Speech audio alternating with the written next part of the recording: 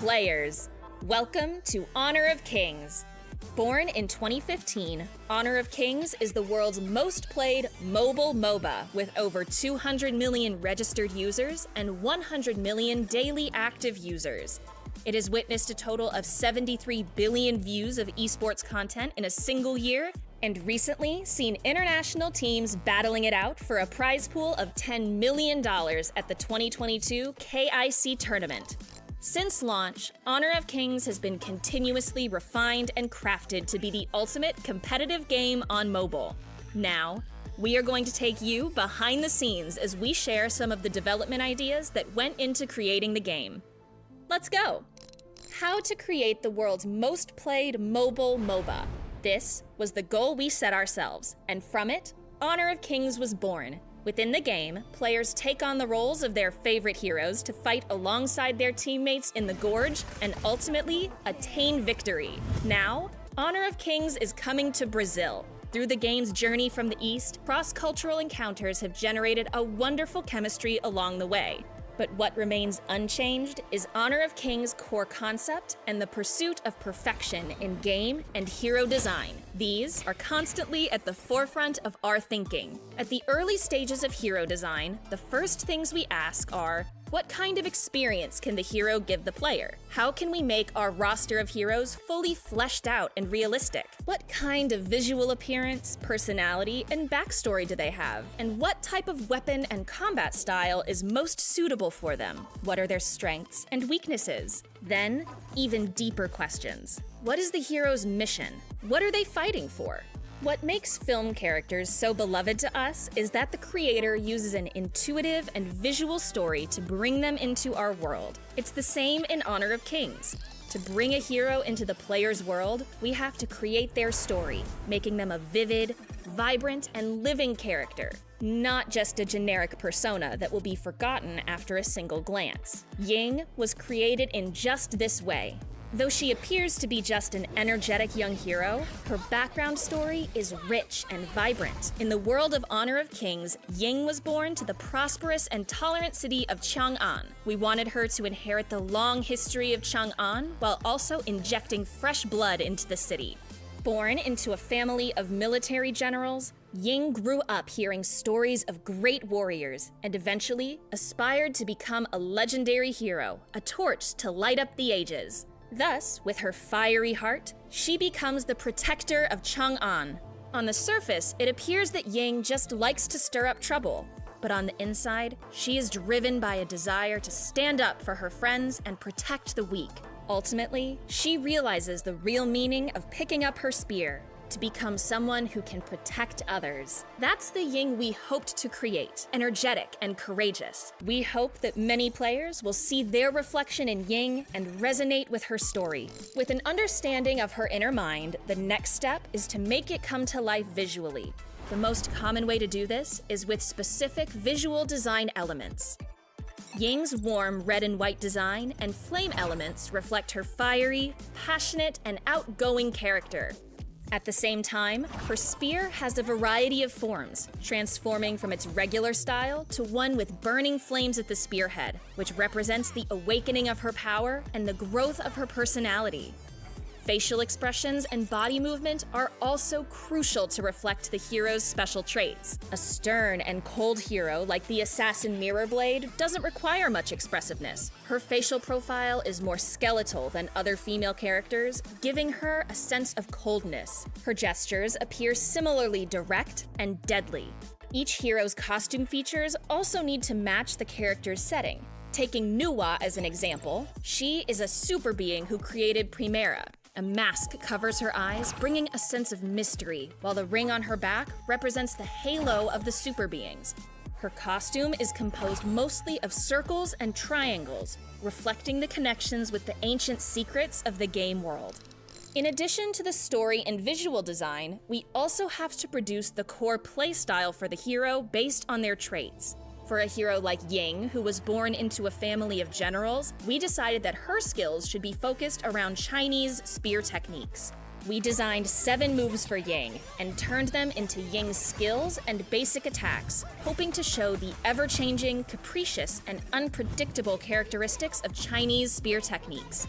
Many heroes use spears as weapons, so to make hers unique, we found the red tassel spear from traditional Chinese weapons, retaining the flexibility instead of the hard pole and head. These elements give a sense of softness, overpowering stiffness. Ying also uses 2 hands to wield the spear, which is rarely seen in Honor of Kings and other games.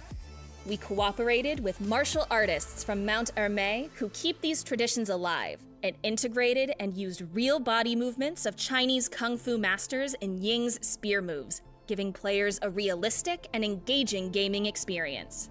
For the cold assassin Lam, we took inspiration from his method of lurking alone to give him shark-like characteristics. Through the power of sorcery, Lam can transform water into the shape of a shark that he cloaks himself in, allowing him to swim in the gorge with only his fin showing. And at the crucial moment, he leaps out in the form of a giant watery shark to inflict powerful control skills and fatal damage. Since his shark-like appearance is very memorable, players refer to him affectionately as Baby Shark.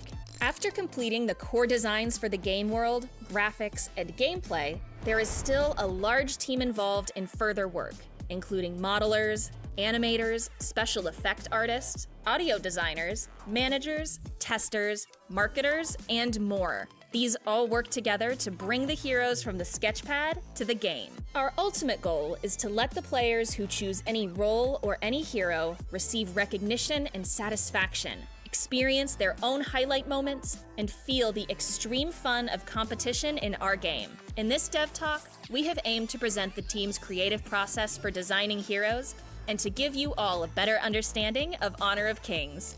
That's all for this Dev Talk. Stay tuned for the next one.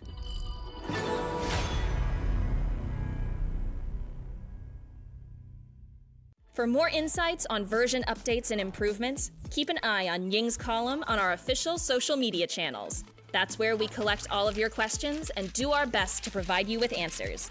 We look forward to your feedback and suggestions.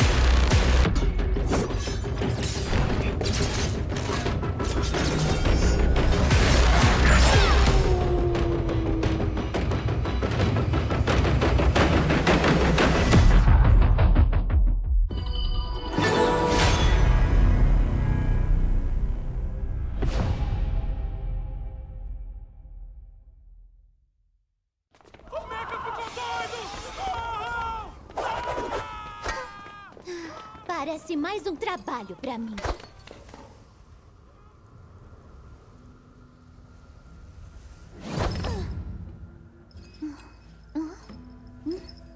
Cadê você? Ai, não. Não podem me ver aqui.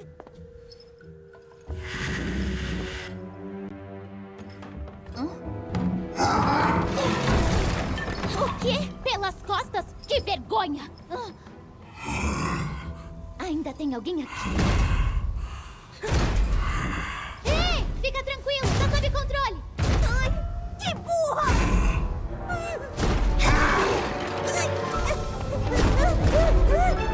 Deixa comigo!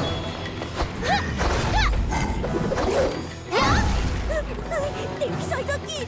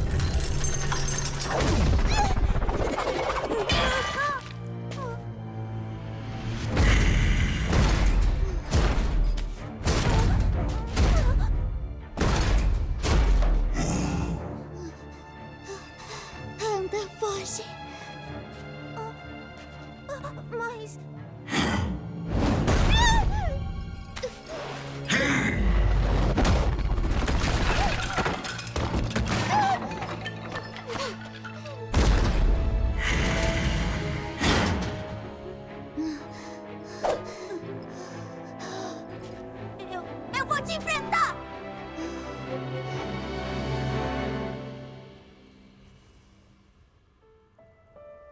Yi, você não deve se importar. Se sua lança partir, não é ela que te torna uma heroína. O que faz? O que faz? De um herói, um herói. De um herói, é a luz em seu coração. Uma luz brilhante que queima mesmo sem fogo.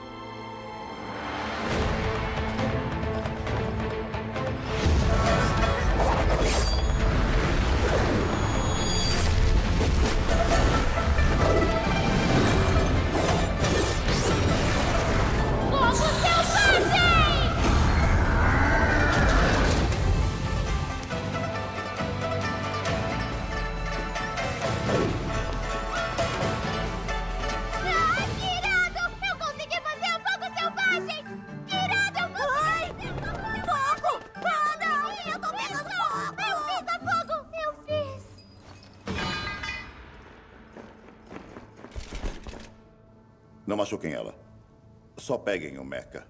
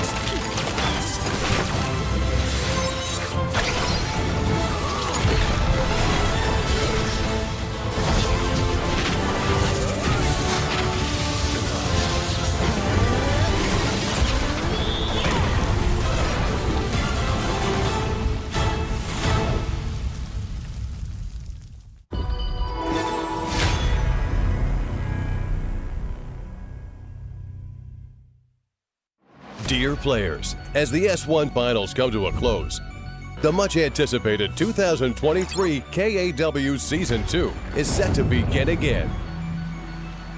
12 teams from Malaysia, Japan, Philippines, Korea, Myanmar, Laos, and Nepal will compete for a total of 500,000 yuan award over 25 match days. The first pentakill of the season, KAW, and there you go. The regular season will kick off on July 27th with 2 rounds.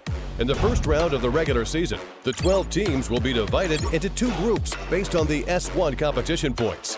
The top 6 teams in the Season 1 will directly enter Group A. The rest of the teams in S1 and the teams newly joined in S2 will enter Group B. Teams from each group will be playing against each other in a BO2 single round robin format in 9 days, with 3 points for a win, 1 point for a draw, and 0 point for a loss. After the first round, the qualification for the game will be determined based on the point ranking.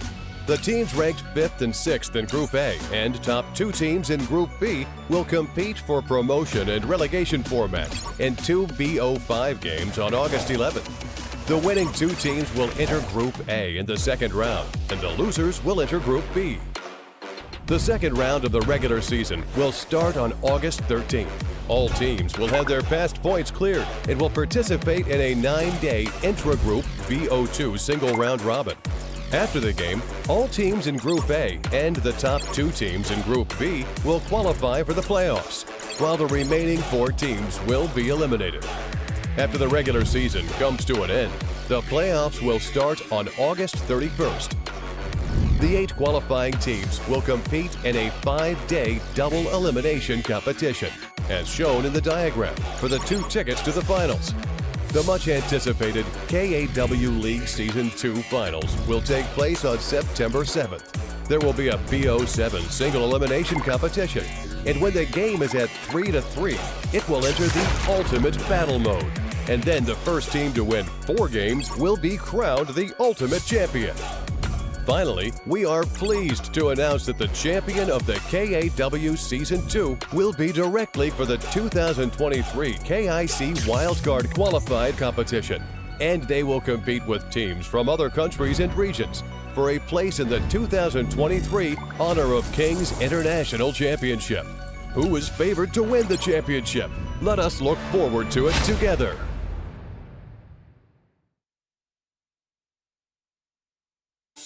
Welcome back, ladies and gentlemen, to the 2023 Asian Wave Tournament. And I'm your caster for today. I'm Gikit. Hello guys, I'm the commentary and caster for today, Tianying. Very nice to be here after, going through the whole introduction clip. So I can still remember the very first day, which will be the July the 27th. When I see this kind of introduction, I was wondering when will be the time we're casting the final, and here we go. It's today. It's about to happen. That's right. Today is going to be the grand finals as we are moving into our last match. And this match is going to be a BO7. So, prepare for those popcorns. And it's going to be a long match as we are using these 2 teams. BSZ, one of the new teams that's joining us from this season 2. And there will be versusing Impunity for this grand final. I know Impunity was there last time in the Season 1 finals, but to see them again at this final, they have pretty much a lot of expectation for them as they did get the chance to win the finals last time. Hopefully, they do have the ability and hopefully good luck to them in this battle.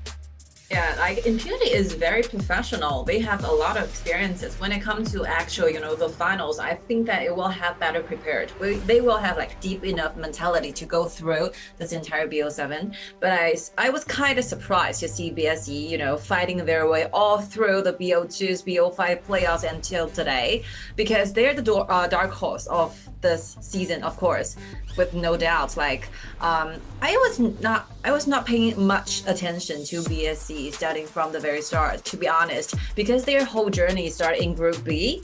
Well, and I happened to cast a lot of Group A games, so I just originally supposed that maybe the grand final will be still taking place between, like, for example, Nova and Impunity, but like BSZ just out of sudden, all the winners without even losses won during the BO2, right? So yeah, super impressive. I was kind of shocked by their record.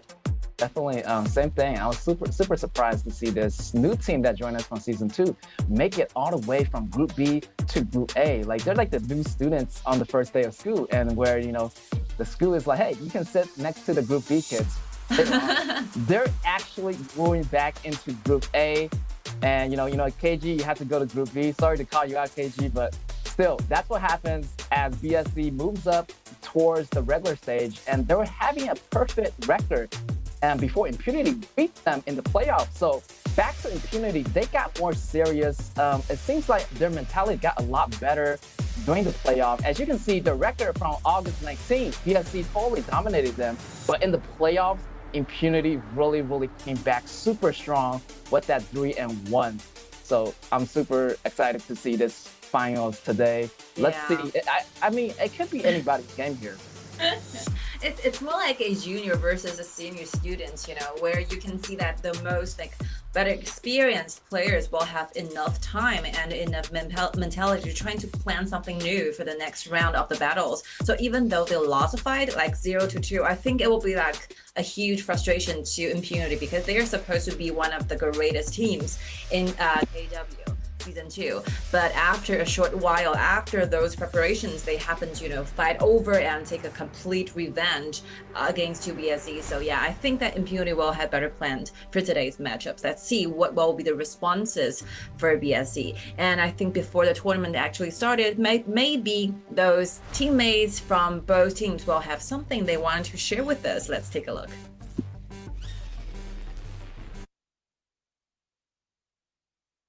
我觉得是我们足够团结吧，因为我们很努力，所以才可以走到这里。因为我们彼此相信对方，相信队友，才能走到决赛。经历了上次被 IP 3-1复盘，学习了很多嘛，然后最近的2天也成功把状态调整。战无不胜，所向披靡。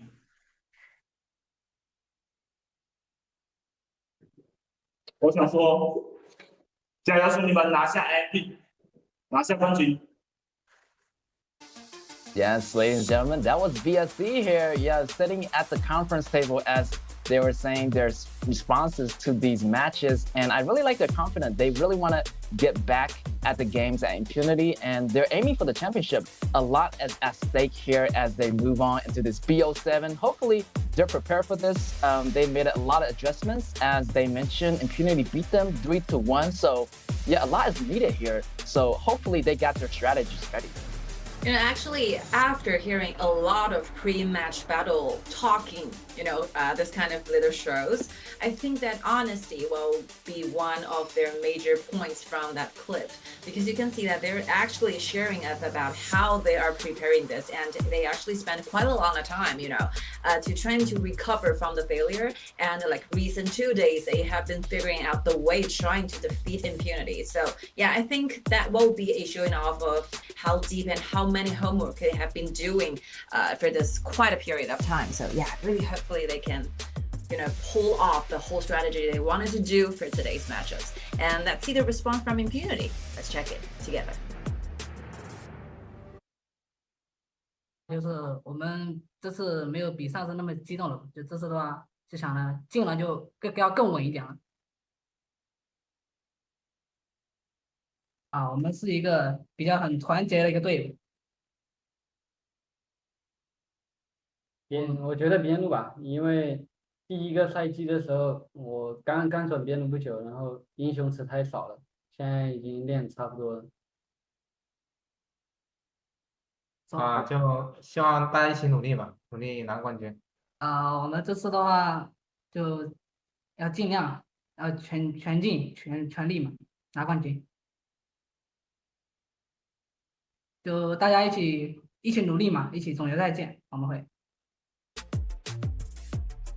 Yes, ladies and gentlemen, that was Impunity, and they've been really confident as they've been adjusting their hero pool. Even X-Hero has been playing the top lane for a while now, so his hero pool is going to be deeper understanding. As Impunity is more of the veteran player, the veteran team of this season, so I'm pretty sure they already have some kind of strategy waiting to fight against BSC, as BSC is one of the dark horse. So definitely, I would say it's going to be anybody's game, as maybe we might even see the BO7 happen today. Of course, because if we are going to see the ultimate battle, it will be the very first ultimate battle for the KW Season 2, because this will be the very first BO7, right? So this will be a special mechanism for our rules when we're playing in a BO7, and when the final mark aims to be like 3-3, and we will just officially announce that we're going to go through a ultimate battle. And during the ultimate battle, every single hero you used to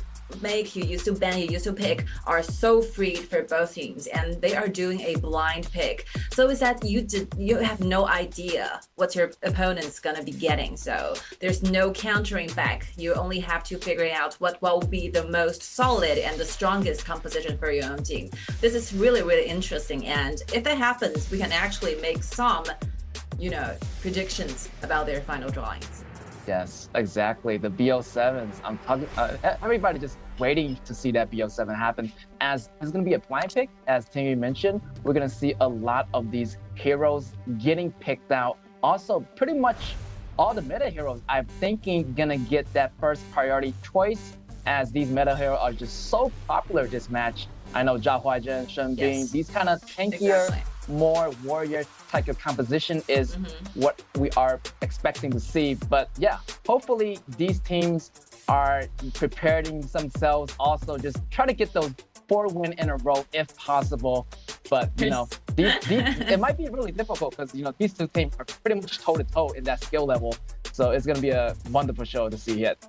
They definitely want to save their energy for the after party. You do not want to deal with the fact that you have to fight for 7 consecutive with no time to rest games. This will be a very huge task for your energy and for your body, for your whole team spirit. So yeah, I think both teams are aimed to win, to become the winner, to become the champion, hold the Champion Cup, and become the final winner for KW Season 2, and that will be their ultimate purpose. But I have to say that I was admiring X here a lot, because I think that they have the encouragement they need to trying to transfer from a mid laner to a top laner. He used to be a mid laner, and actually he played those mages really, really well.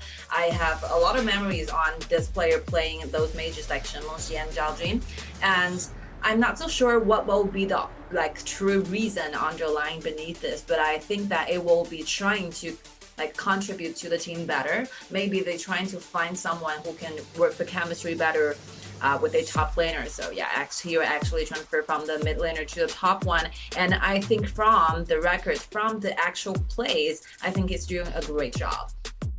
Yeah, definitely. Xero definitely had a lot of highlights, and he even made it to the MVP charts as this season. He's pretty up there, and having that transfer from the mid lane to the top lane, he not only gained knowledge of all the heroes of the mid lane, and he's already finishing all the top lane heroes. So he has plenty of knowledge, and definitely is going to synergize a lot better here with the part of his team. And talking about the team comparisons, we have a small data comparison between these two players, Zhihong versus Xiaolin, as they are both mid laners of their respective team. Seems like a little bit more edge, a little bit more of the percentage goes to Zhihong, as he has a little bit more kills per match. Also, the damage is going to be going to Xiaolin on that category. So there's some kind of competition here. Both teams are coming in really, really close in those numbers, but down to the total kills, I feel like Zhihong is going to be more of that aggressive player, playing more of those damage heroes. That's why Zhihong has those kills, like those Ganja Moye or those Shangguan heroes. Yeah, this might be a reason, because this might be the result showing the hero pulls they love to use are so different. So if you're comparing the damage per minute, actually Xiaolin is contributing more damage per minute than Zhihong did. But if you compare the total kills, you can see that he is grabbing and collecting a lot of kills more than Xiaolin. So maybe Zhihong will be one of those players who prefer to use those assassins instead of those tool. I will call it idolized. Those mages, you want to take control of the whole map. You want to like contribute the CC chains to the whole team. So there will be a showing of these two players are completely different. They love to play different type of heroes. But I think it's all okay because like BO7s, you have to have enough hero pools to cover it all up. And BO7s, and we are playing and adopting the all-round BP, so the heroes you used to pick in the previous games cannot be picked again. It will be considered banned away. So yeah, it will be a huge test for all of the players. Yeah, definitely a huge test because, you know, everybody can't really choose the same hero in the same series. Only hero has been used once, can be used in every single match, and after you use that, you cannot use it for the whole series. But yeah, so this is going to be a really, really great test as the stress level is going to be a lot higher as we move in from round 1 to round 2 and etc. And in the meantime, we're going to compare that data comparison. Seems like the total kills, I would say BSC definitely have that higher They numbers. are just simply more aggressive than Impunity, right? They love to engage. They love to trying to pick up those team fights they feel like confident about. Yeah, that's a showcase of I the thought style. Impunity was, you know, notorious for being the aggressive player, but here we have BSC stepping into the scene, you know, the new kid on the block. So, you know, Impunity definitely you have some, you know, competitions here as the numbers are pretty close. Game time per match, I feel like Impunity do have a little bit more spend, a little bit more time in the game, but BSC pretty much ended the game a little bit earlier compared to Impunity. So these numbers pretty much go against each other. There's some pros, there's some cons. So I would say, you know, both teams have some advantage here. Of course. From my perspective, I think that if you have a longer time per match, it somehow means that maybe it will take quite a long time for your opponent trying to win over you, which means that you will be like performing quite solidly when you are quite losing in the game. There will be a one fact showing that you have enough understanding of the whole MOBA games, you know, how to defend your own. You have to like let something go in order to like win something back, right? So sometimes I think that you are not always going to be the winner. You have to be, you know, accepting some of the failures. So if you're trying to stall the game enough to like maybe you're just finally grabbing the chance to turn this whole thing over. So game time per match, I think that if you're longer, it's quite a showing off of how like strong and how like solid and how smooth the entire like gameplays can be, and you can actually trying to protect yourself, like earning more time for you to farm up for the marksman. This is very important. Yeah, the longer means the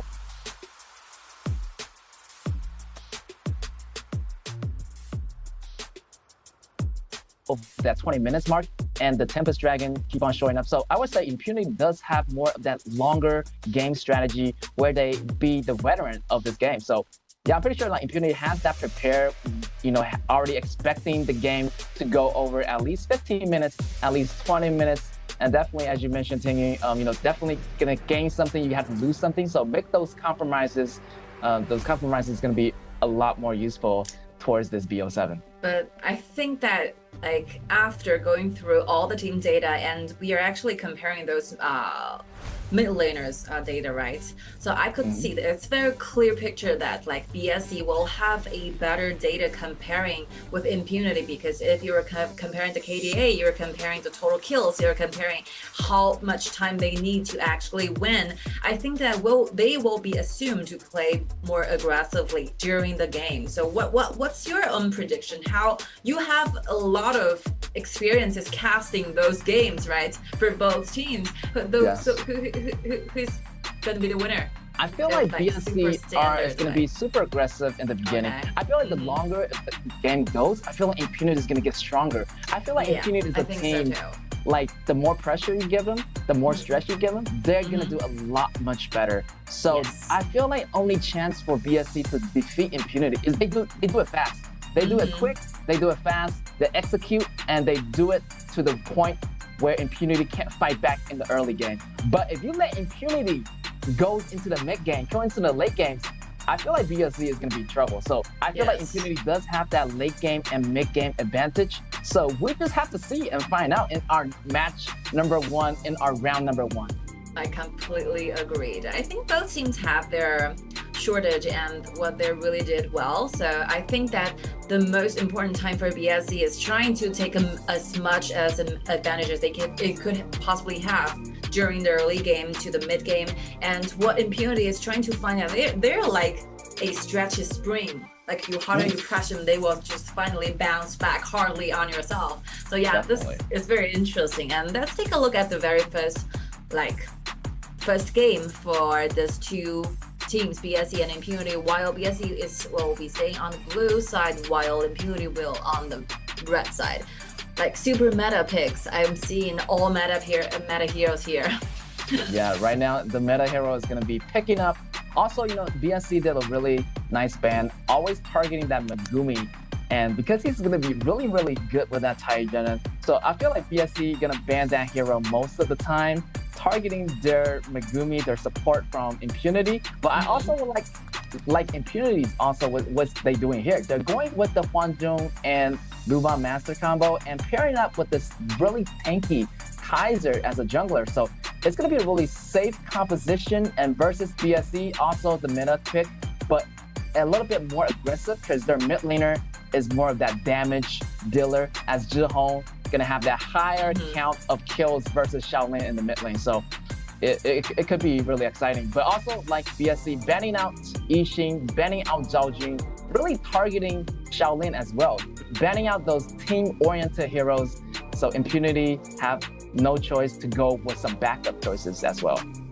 I think with no doubt, the first game is going to be the most important game ever for ABO7 because you have to open up the whole team spirit for your own teammates. So I can see that both teams are trying to grab those heroes that I really felt most confident about. You can see that like MS Kin, the winner rate for this Xiaohoden for this player will be 100%. Not to mention he has been using Xiaohoden for 9 times, undefeated all the time. So it will be a showing off that they really want to take the first win to their side.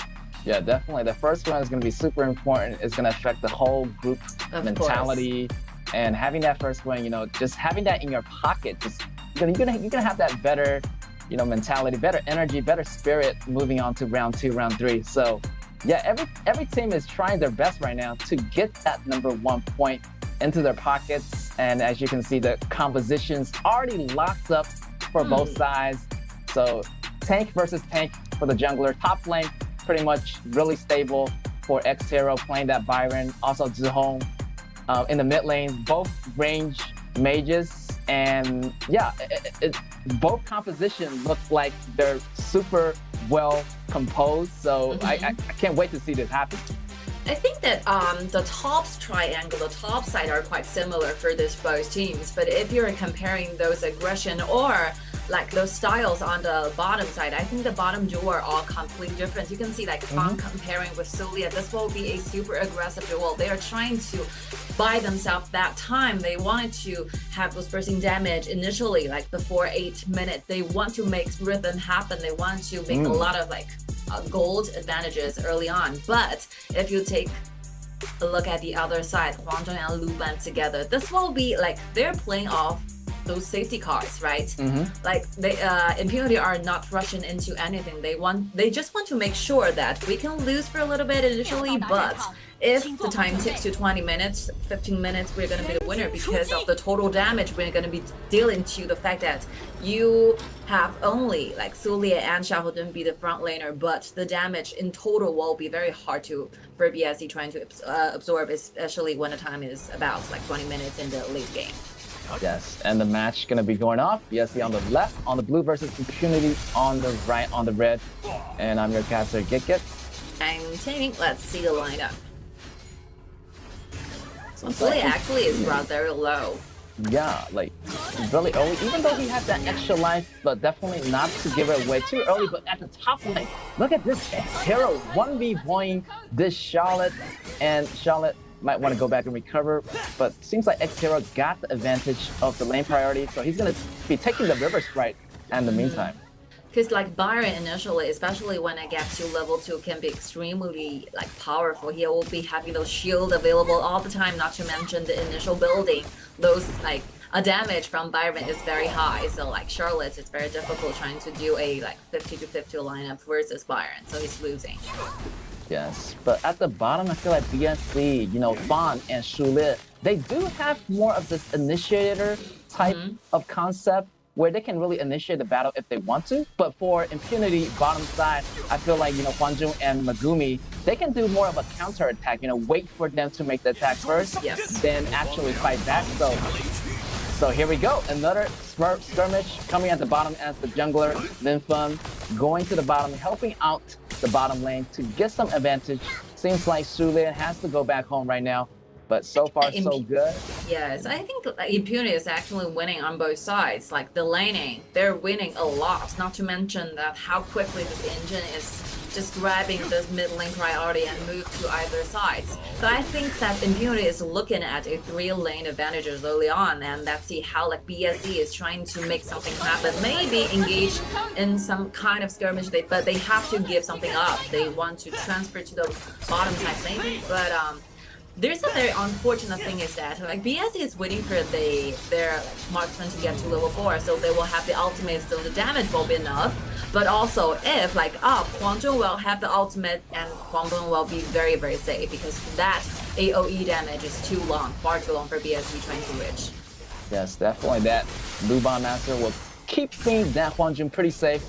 And the repositioning of that Luban Master's ability is going to help up to repositioning himself and avoiding all those damage from Shulia as we'll see what happens here. So BSC definitely has to make more considerations before engaging. And here is going to be Linfeng taking that red buff away from MS King. So definitely Impunity is winning at the bottom lane, winning at the top lane.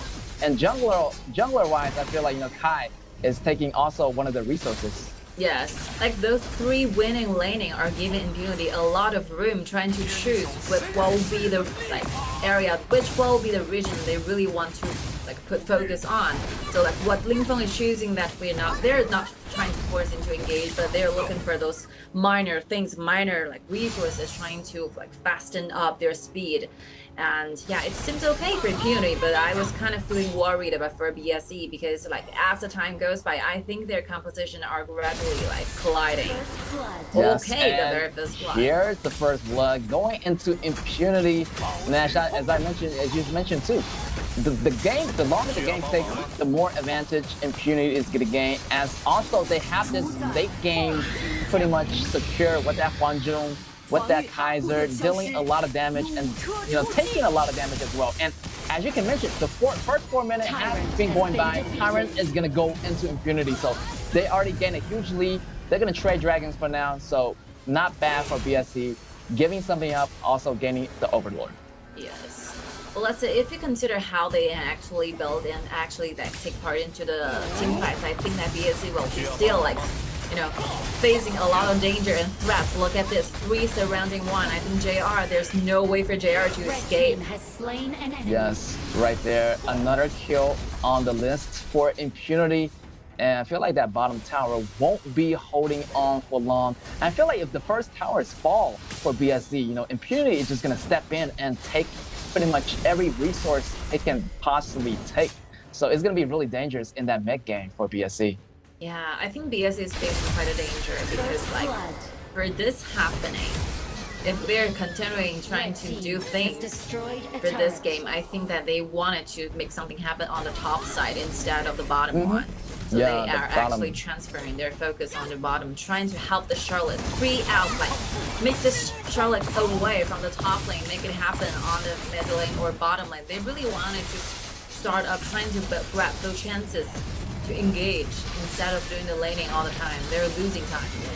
There's the Jug coming in with the flash. Ultimate is not going to do much damage here, as Impunity members do have those abilities like Flash to avoid that damage coming in from Jug. And here, they're going to be up and on the second tower. Second tower gone already for the bottom lane. So bottom lane definitely, they're facing a lot of pressure. Definitely they're going to transfer more of the energy into that mid lane or on their top lane. It seems to me that they're quite, I'm not sure, nervous or something. I think that they could have, do a better job than this. They're definitely going to be feeling those pressure and maybe stress. for the very first one in BO7. This is completely understandable. But if you're comparing how like smooth they're taking a control, like for Impunity, they actually make a lot of things happen because they're winning in 3 lanes. So right now they're taking this Huanzhong from the bottom to the mid and trying to take as many of those outer turrets as possible. Yeah, I feel like Impunity's next move is going to be pushing that mid turret, and that mid turret already dropped below 50% HP, so pretty soon Impunity is going to be invading their jungle. Here's up at the top lane, doing a lot of damage, and they're just taking one tower after another. So the gold, the cash flow is flowing in for Impunity. We're going to see a small snowball going for Impunity. It might be trouble for BSC really soon if they don't find anything that can be happening for them. Like 2,000 gold lead it is for Impunity. And right now with Engine's ultimate, that long range of attack is going to be a very hard problem for BSC because they're quite short-handed. It's very impossible for those kind of heroes trying to reach out for this Engine. They're just simply watching their HP bar going away but cannot just respond with any kind of action. Yeah, I feel like Engine does have that constant long-range damage versus Ganjian. Ganjian do have that burst damage advantage, but he has to aim pretty much really accurately. And the repositioning from Megumi is just going to help Huanzhong to repositioning itself. So it's going to be even harder for Zhihong to really burst down that Huanzhong in the back row. So definitely it's another challenge for BSC to face as they go into that late game. And already 3 towers versus 1. So yeah, Impunity has a huge lead over BSC at the moment. Oh, they find someone on the bottom lane.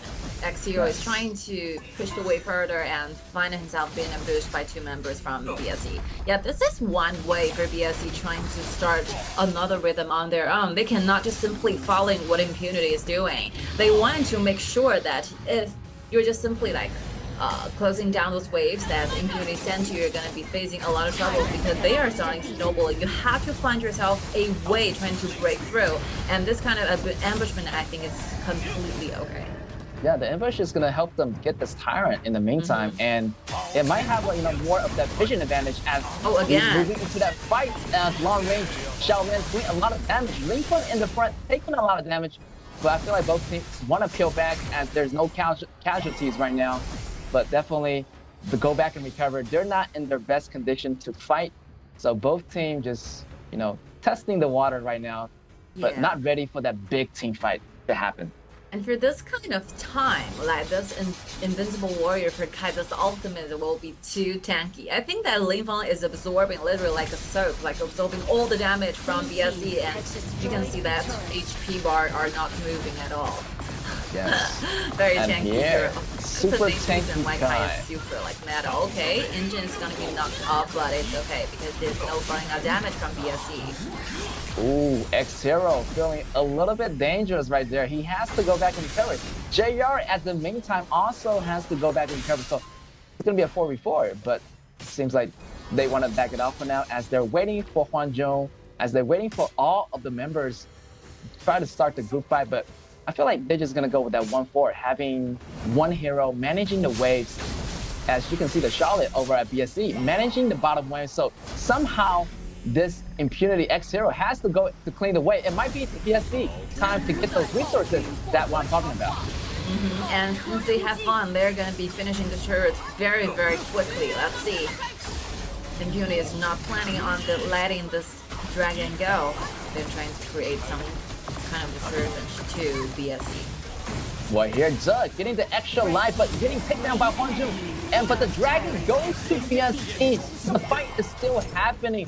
Impunity kind of want to chase, but BSC already retreating into the second tier tower as the first tier tower already falling down. But the pressure is going to be coming from Huanzhong as he put down the big guns.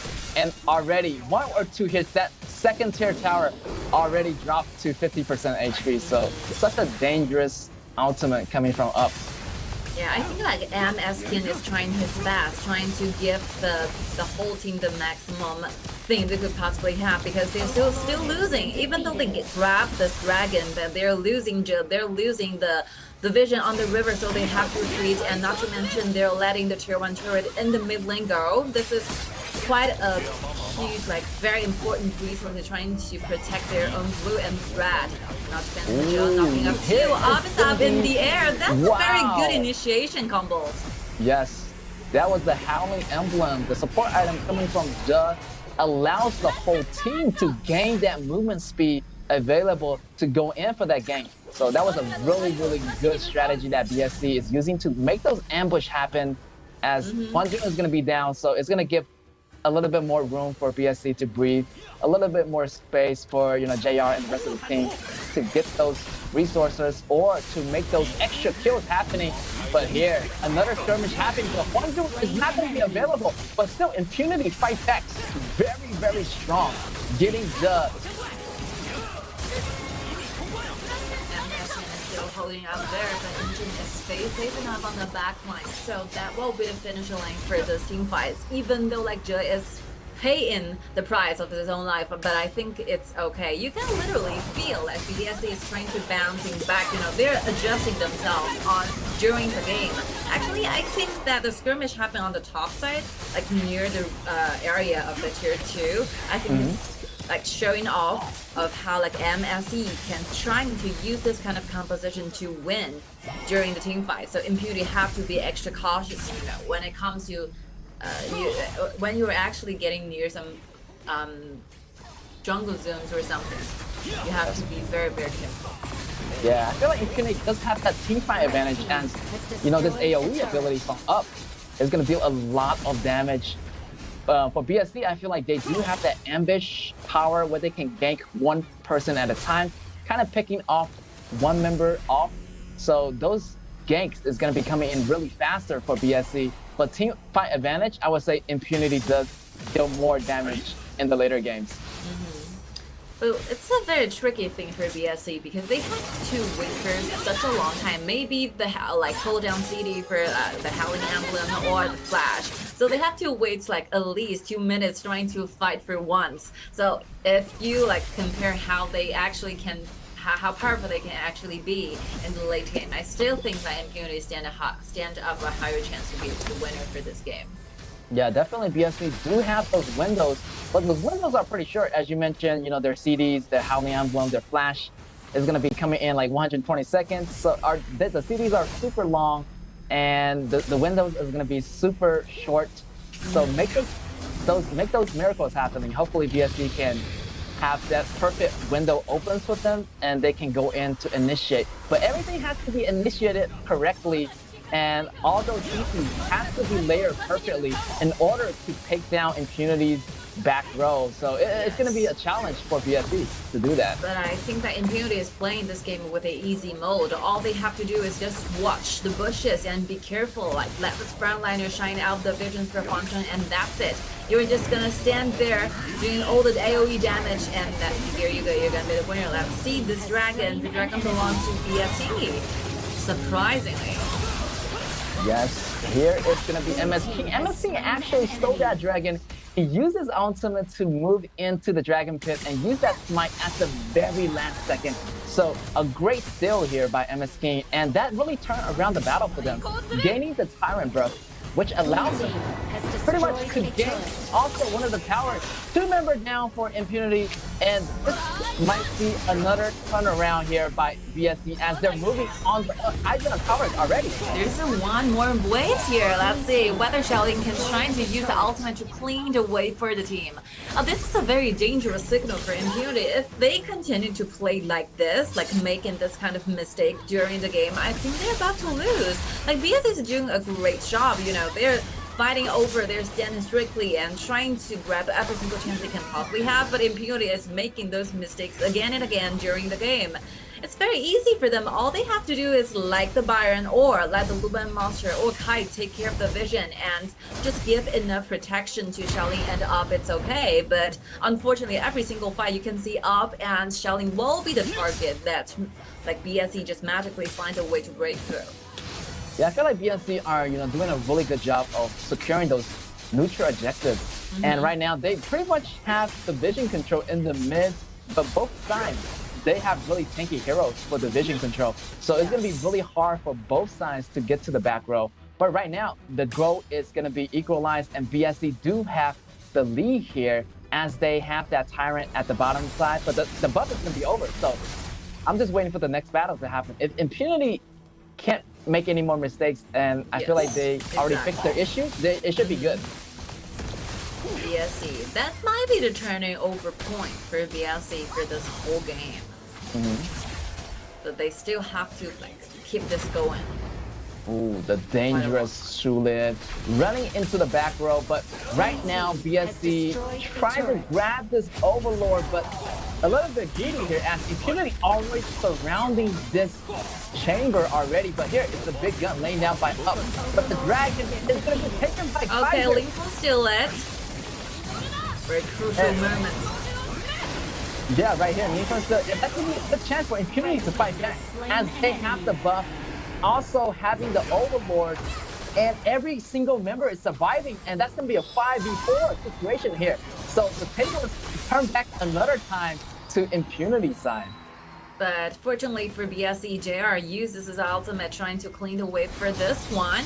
But still, Impunity moves from the mid to the bottom, trying to make sure that this cannon is going to be followed up to the high ground tower. Not to mention the vanguards are here. Huanzhong all set up, ultimate ready, standing up again, trying to bring the dragons closer to the high ground tower. Impunity is looking quite good for this. Yes, Impunity. Oh, JR doing a lot of damage, but he's going to go down.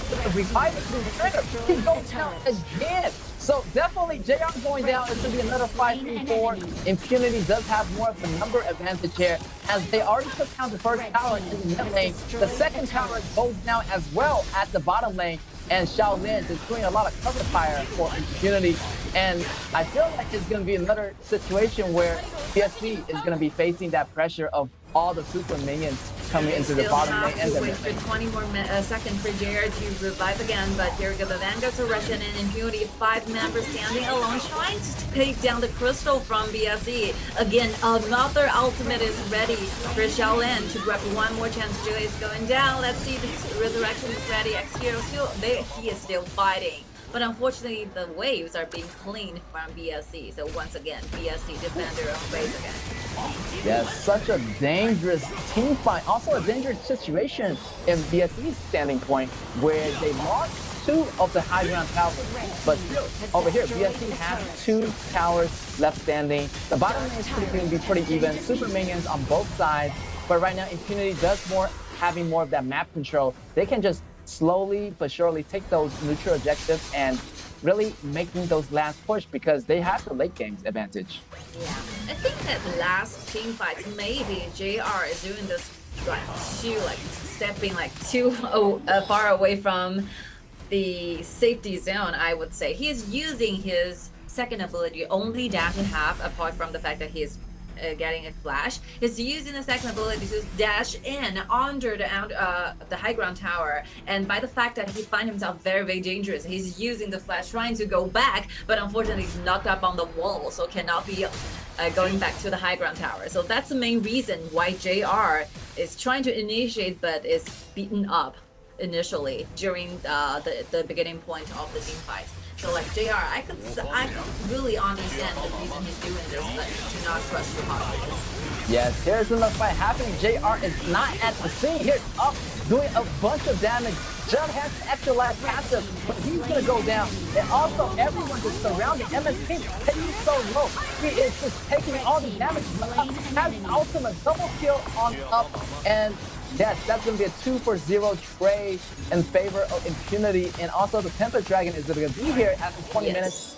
So Impunity definitely have more of that advantage.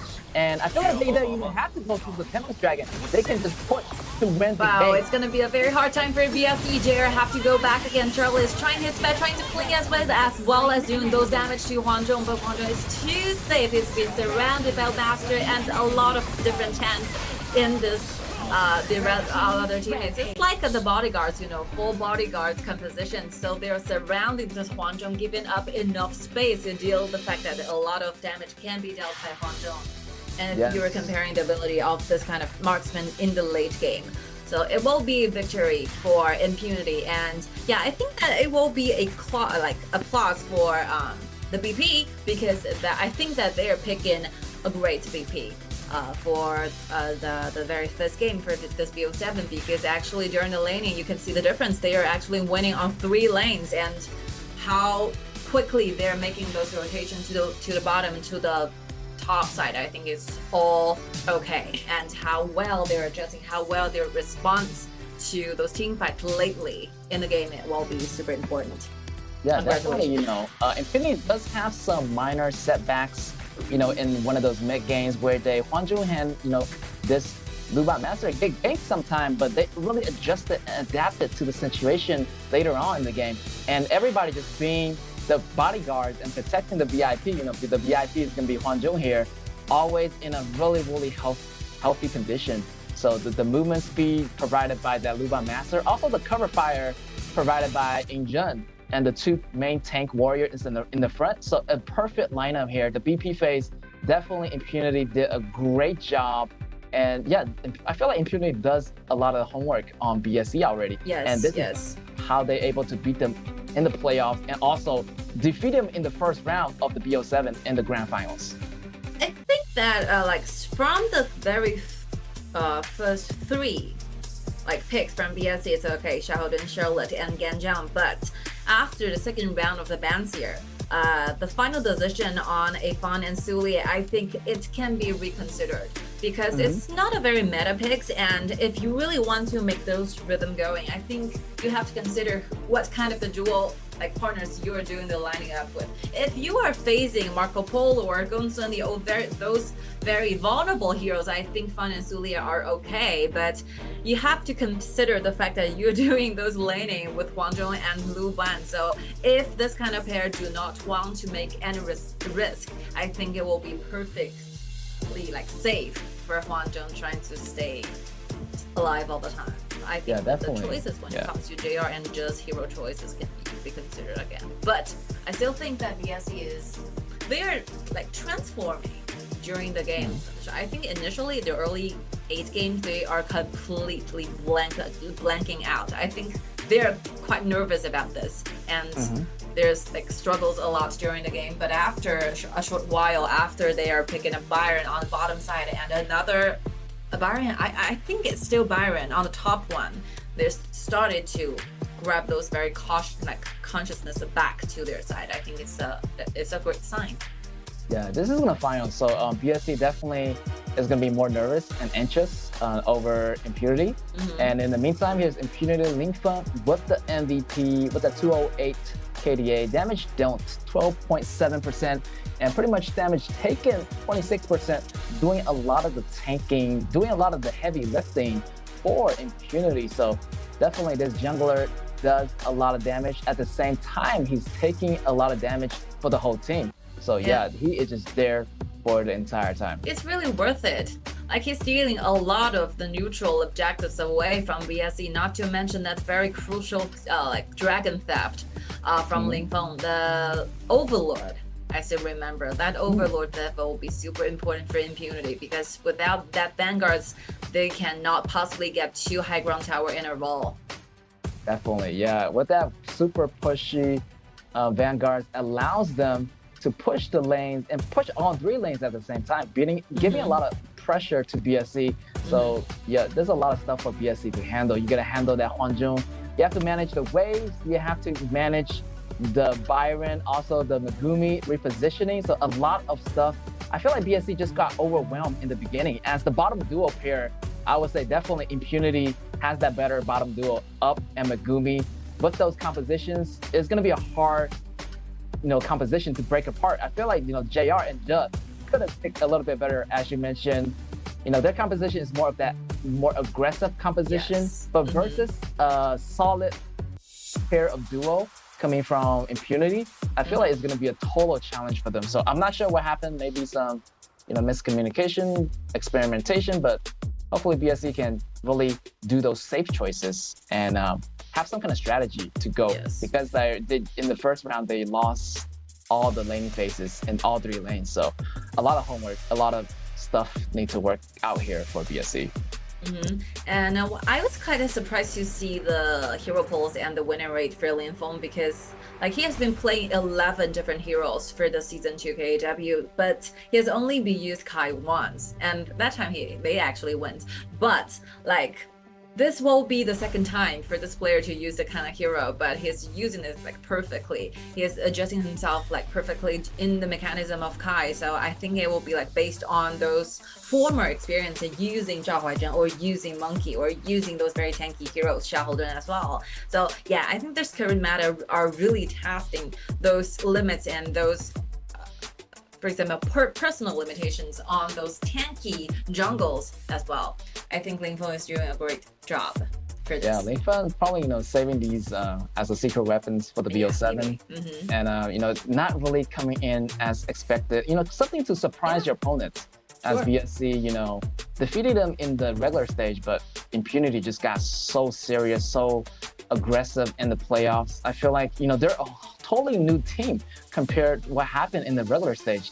So definitely they have a lot of secret weapons in store, and I feel like they have a lot of arsenals in their inventory they haven't used yet. They only use Kai, so definitely as the other choices, as you mentioned, there's Monkey, there's Agudor, the tankier, more manageable vision control heroes, and the bottom duo I feel like it's really already really good. So I'm expecting BSC to be more of that compatible duo instead of using this Fan and this Su there. So I didn't really see any really good synergies yet from BSC. So hopefully the better synergized competition are going to be coming in for those teams.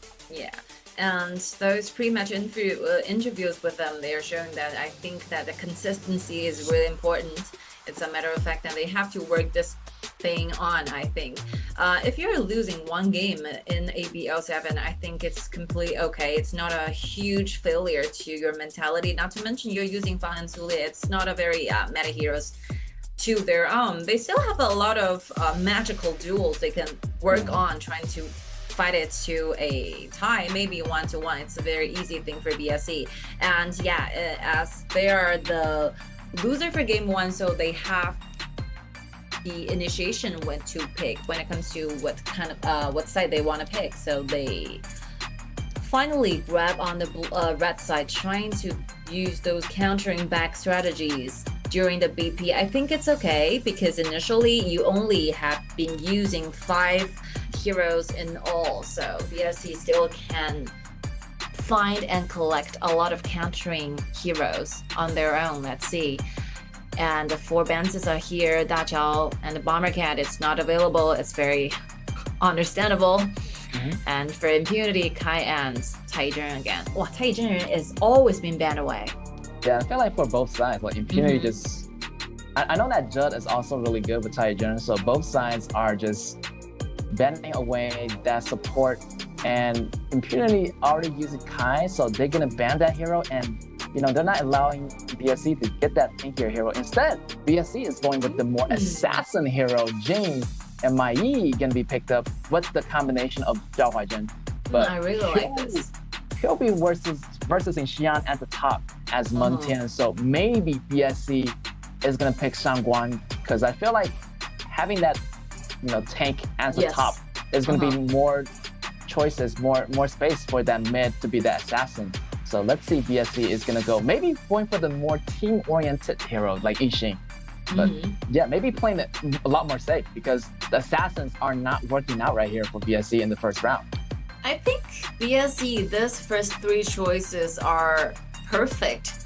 A pure perfection because they wanted to have those assassins, especially when it comes to jungler for MSC. It's a sign showing that they have to use this second game in this BO7, trying to lift their whole spirit up. So if they're winning on this game too, they're gonna be feeling super confident. This is a way trying to shoulder up for a bit. It's a strategy when it comes to the coaches. I think it's perfect. And for BSC, this Yixing choice, those locking down on the ultimate will be creating like Impunity up a lot of problems. They have already used Huang Zhong and Luban Master, so this kind of very annoying duo are already eliminated. And not to mention they have Garo on their own. So what will be the choices for Impunity? It's very, very hard. Like Consort, you might be considered because the other type of the marksman seems all very dangerous for me. Yeah, I feel like Hanshiyu's ability is gonna be used to dodge some of the physical attacks coming in with that second ability. And with that Megumi choosing that Cheyenne is gonna provide some sustainability on the battlefield.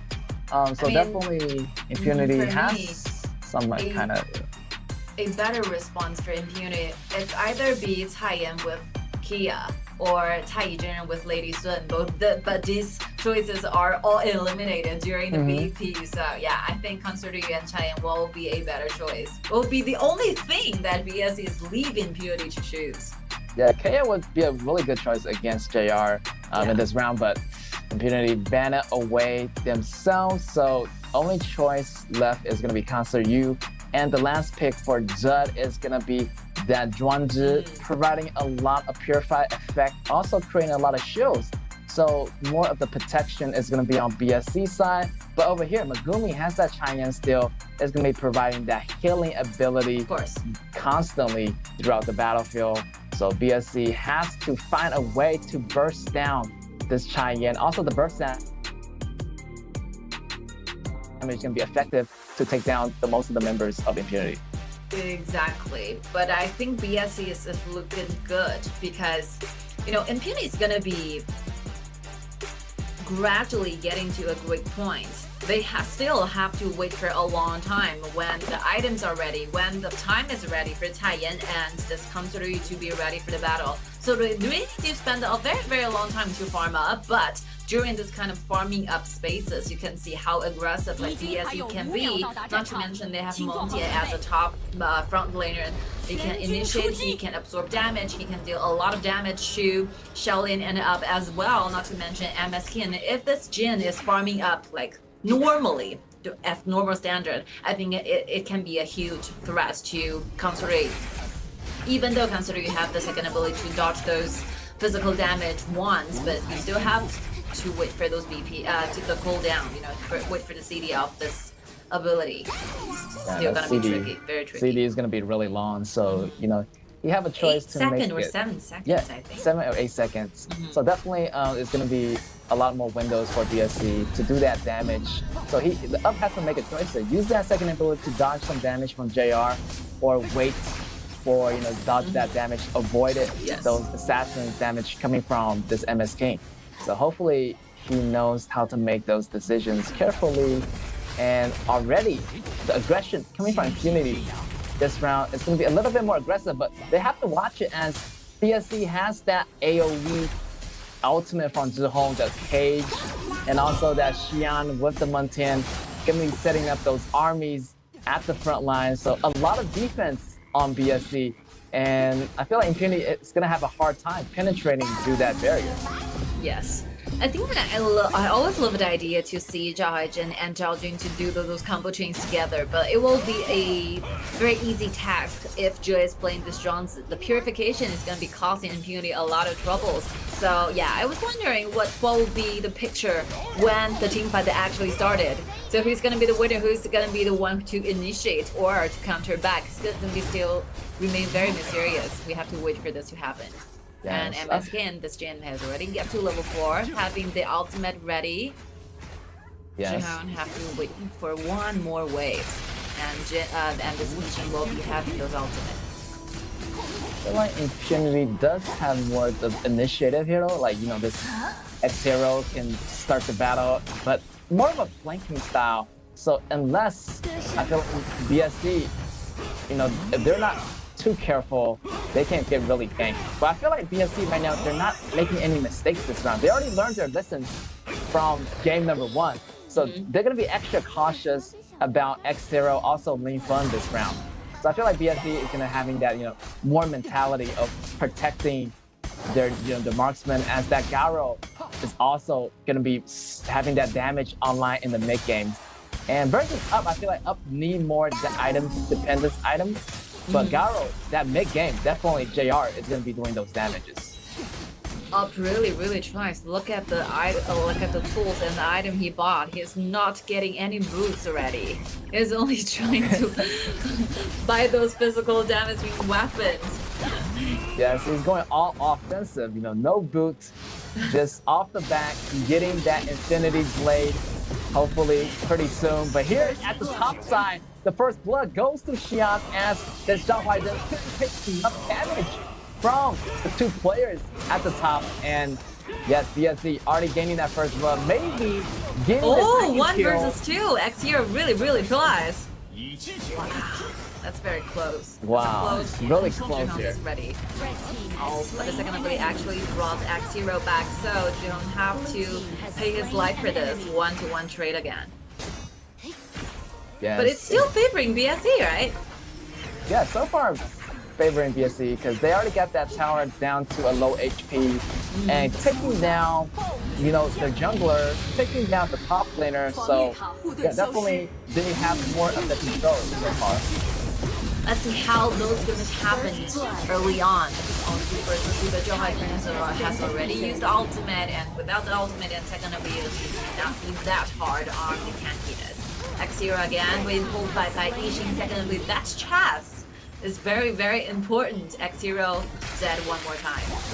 Yes, those chests provided a lot of safety. Also, Lin Feng try to invade into that blue area, but got destroyed right there. The BSC member just everywhere surrounding the jungles. A lot of good protection, and right now BSC just coming in with those 4 and 1 right now on the kill count. And things are looking good for BSC, better versus the first round they did.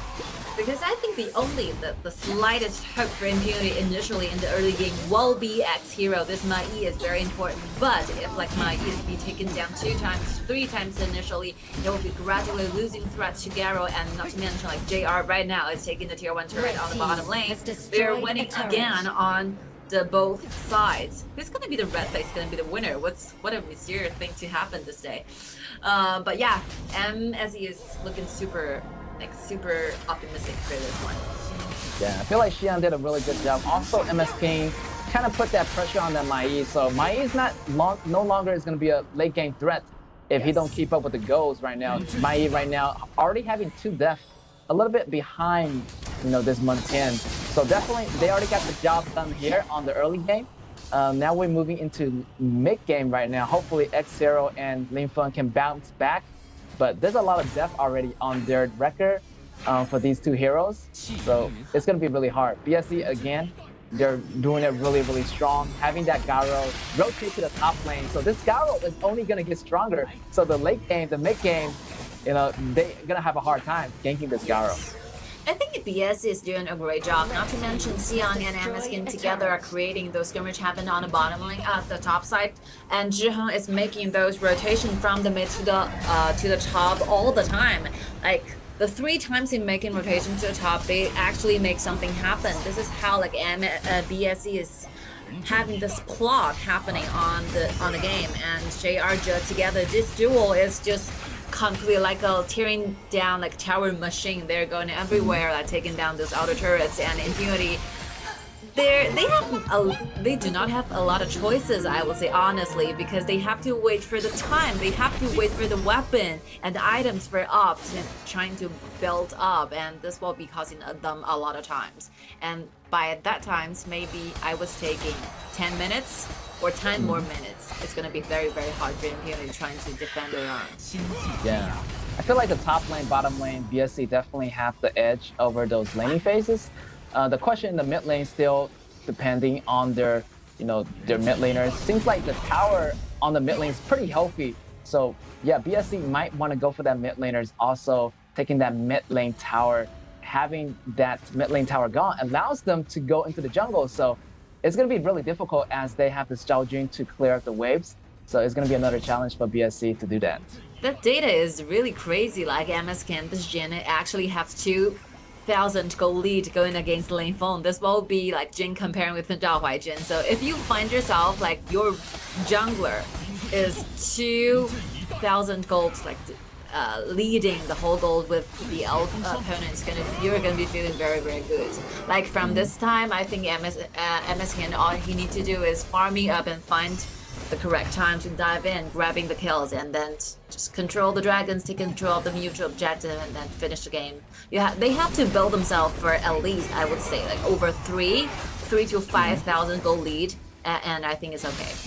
Yeah, as long as they got that goal lead, they're gonna have more confidence, to start those team fights, and they're gonna have more advantage in those team fights and higher percentage chance of winning those skirmishes.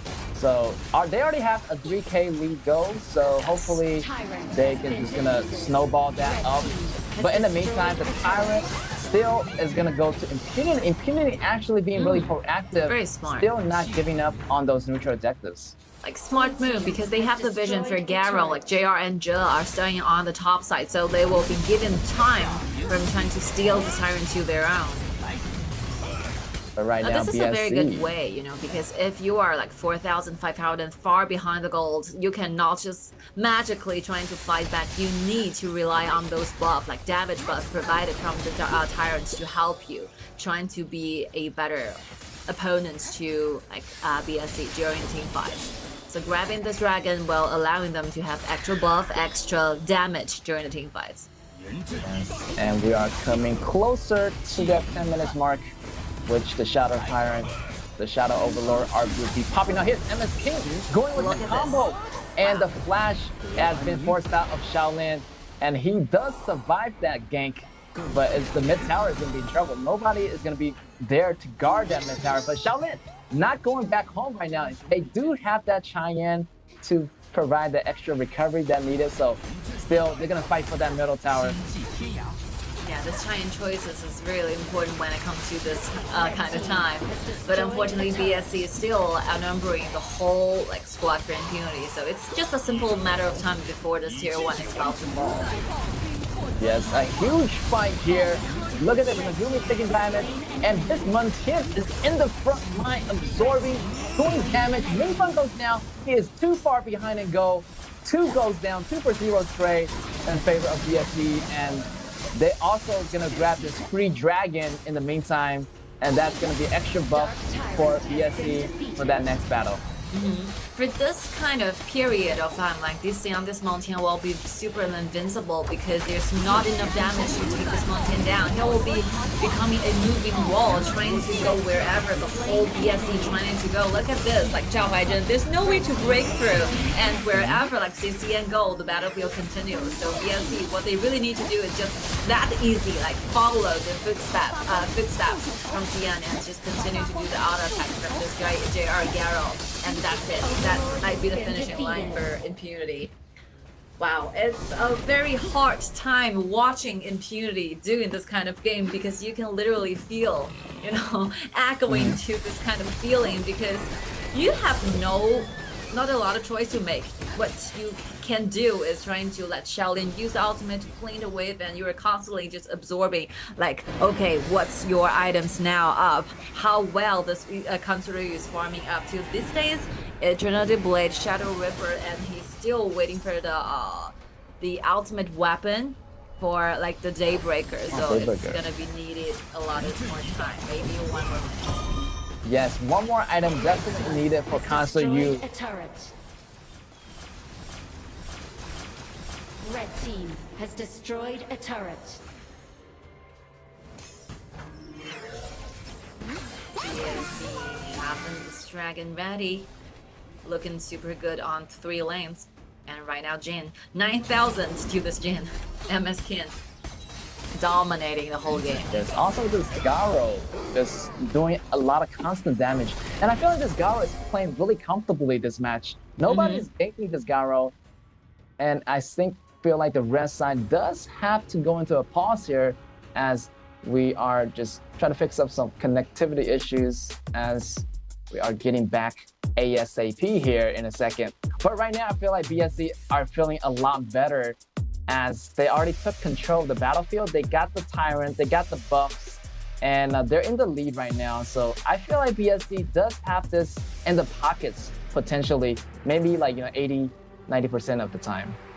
I think that the game one, we could see like BSC is trying to adjusting to what they could have better like did during the game. And after a short break, after it takes to game two, you can start to see how well they're doing the laning, how well they are actually doing during the game, you know.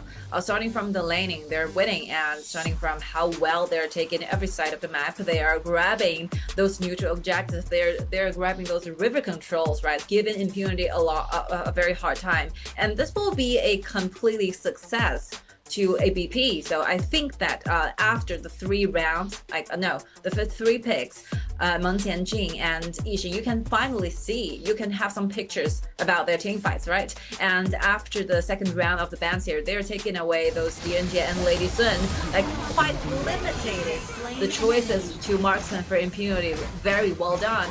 And we are back to life. Let's see the Vanguard still rushing in, and the high ground tower, I think it will be a very difficult thing for Impunity trying to defend their own high ground tower. Yes, Linfen went down right there in that battle on the top side. As you know, JR just having that Sun Chaser already, it's gonna give them the extra range that he needed to build that extra long damage. So a lot of damage and a lot of range for that Garo. So he is really playing super comfortable, and it's every marksman's dream to be in the back dealing all those damage and not having anyone that you have to worry about of ganking you. I think that from now on, like Impunity is looking at those gold deficit with like 2. How much is that? 8,000, 7,000 or something? Wow, that's very hard to chase already up. a huge lead. Very hard to chase up. But right here, BSC constantly going after. Look at the bottom side where Mai is facing Jin. I think it's like, wow, giving a hard time for this. But Xian is just disregarding all the damage coming in from the front line. But he has to back off right now, as JR also really low. And here is going to be Impunity coming back for the aggressiveness and hot pursuit. Here's Mai into the back row, but doing a lot of damage. But Xian goes down, but the rest of the team members of BSC do make the retreat. But and make Jin it out is here. I think MSK trying to ground to the other angle while he trying to grab us. No, it's very unfortunate because Impunity, they're like too full in the HP bars. With the help of and assistance of Megumi, I think that like MSK is feeling not that confident about grabbing that sudden kill. Yes, but I think Impunity is doing a great job. You know, they're facing this kind of gold deficit, but they're using those flashes available and trying to take Xian down for once. Yes, Xian is down for the moment. He is back, however, but he has to get back to the battlefield pretty fast, as they might be risking losing this Tyrant here. But oh my Eagles and Garo went down once. Whoa, Garo went down, but Linfen traded Garo. It's going to be a good trade. JR is being too powerful. Also, MS King is going to be going down. So 1 for 2, not a bad trade here for Impunity. Well, this is looking very, very interesting. I was assuming that Impunity will only have to stay on their high ground tower waiting for BSC. It's trying to go further, but not to mention this, they're going, like, they're still not giving up on the idea of initiation all the times, you know. They're still trying to find those moments where, like, BSC cannot hold it for any longer. And I think this is turning a lot, because look at the items, look at the personal gold for this concert. It's fully built out, fully farmed up, and this will be quite a task for BSC. And look at Mai here, waiting for the gank. Maybe JR already noticed that, so JR definitely has to be a lot more careful, but he already sensed that Mai is around the corner. As I mentioned, back to our point, you know, the longer this game goes, I feel like Impunity does, you know, have more of that advantage to make a comeback here. But another skirmish happening, Xian using that ultimate, tanking in the front. They really, really want this Dark Tyrant really badly. Impunity also maybe trying to make a steal here. Let's see, the Tyrants really allow MSK uses the smite to control this dragon, but unfortunately, like Zhuangzi's been purified. Use the purification to go back because it's been frozen off, but Impunity still full HP, full mana, thanks to Titan. Yeah, I'm really amazed by how Impunity can really fight back. Yeah, even if they're so much behind in gold. And taking down MS King, taking down JR at that Dragon battle, I feel like they do have a chance. They just have to hold on a little bit longer until every single item on their side is built up so they can really, go toe-to-toe against BSE right now.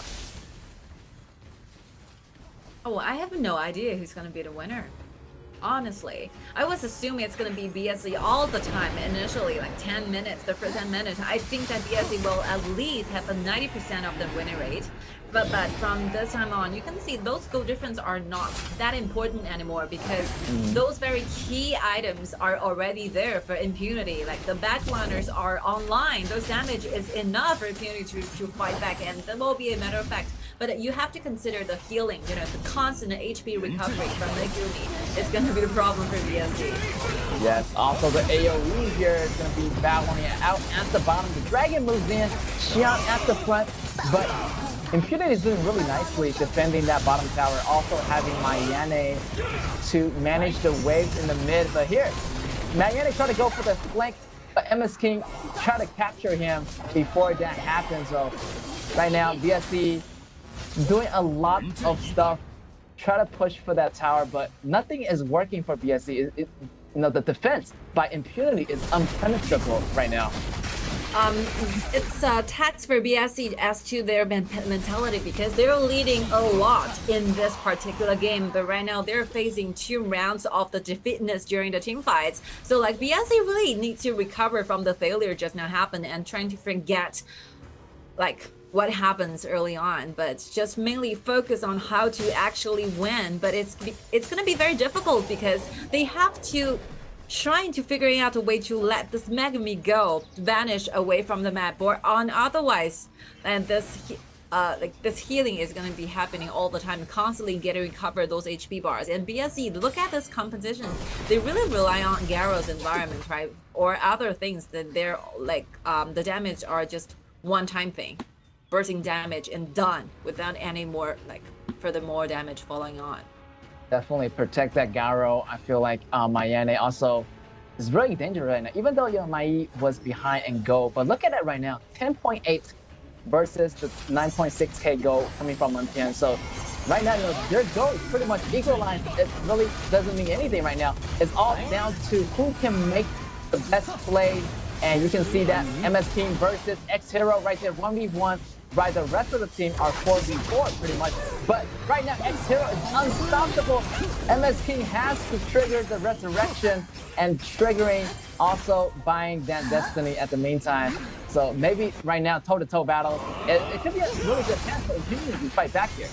But still, this is a great news for Impunity because this assassin is losing the resurrection for this one. You have to wait at least for a few more rounds, few more minutes, and the Destiny is going to be the only life-saving items for MS King. They can go further, they can go in deeper enough as long as Impunity, those Linfeng and Megumi can offer the vision for them. I think both teams are waiting for this Tempest Dragon, and yeah, let's see who's gonna be the master for this dragon. I think the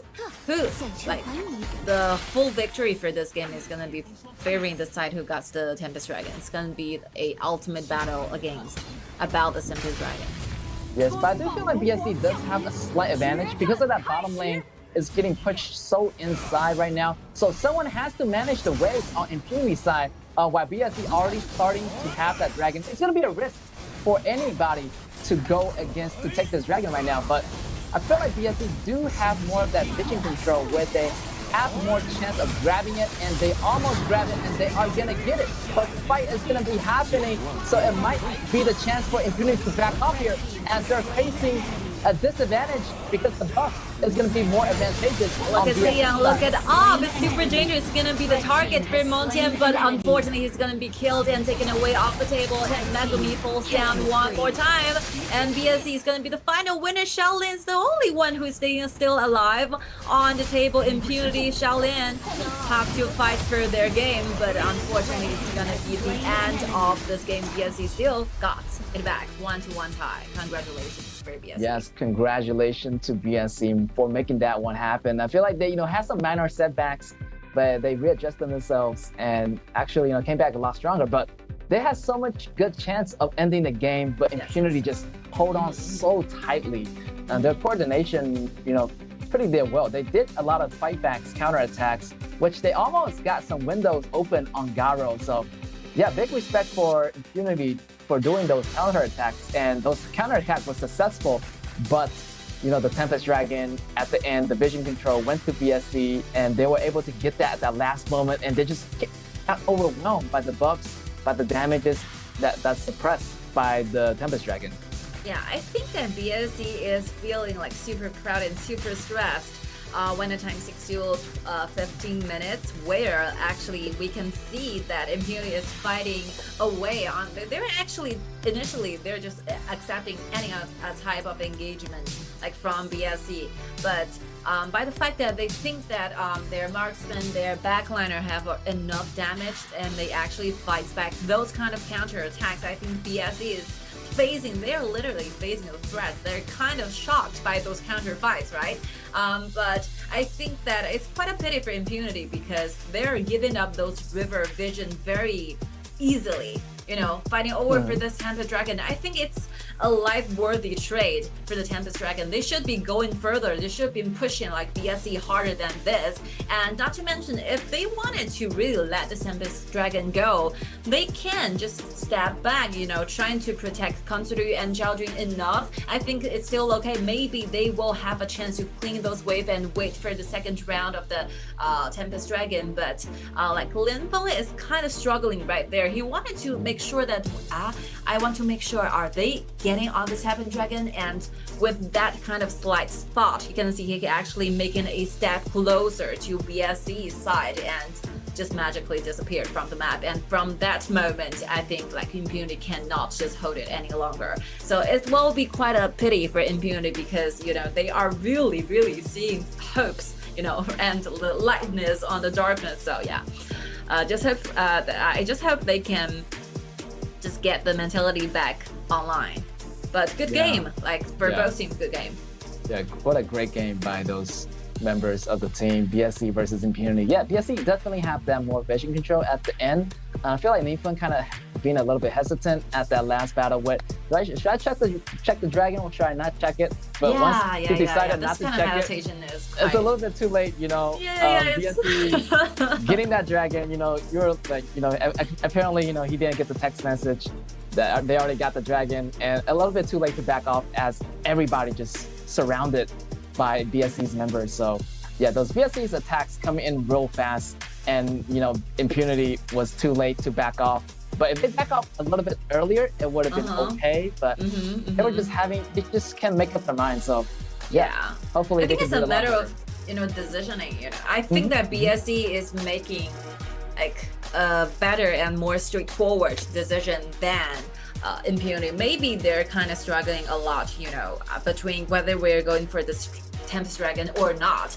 But by this kind of time slot, BSC have already finished the dragon. So that's the main reason why like BSC is grabbing those Tempest Dragon and finish off the game. But the most valuable player is going to be awarded to Zhihong, this like Yixing player, very good player. I was talking about this rotations for this particular player all the time. Initially, he's making 3 times in a row. Those kind of rotations are efficient every single time. By the fact that you saw this Yixing up on the top side, those kills happen down there.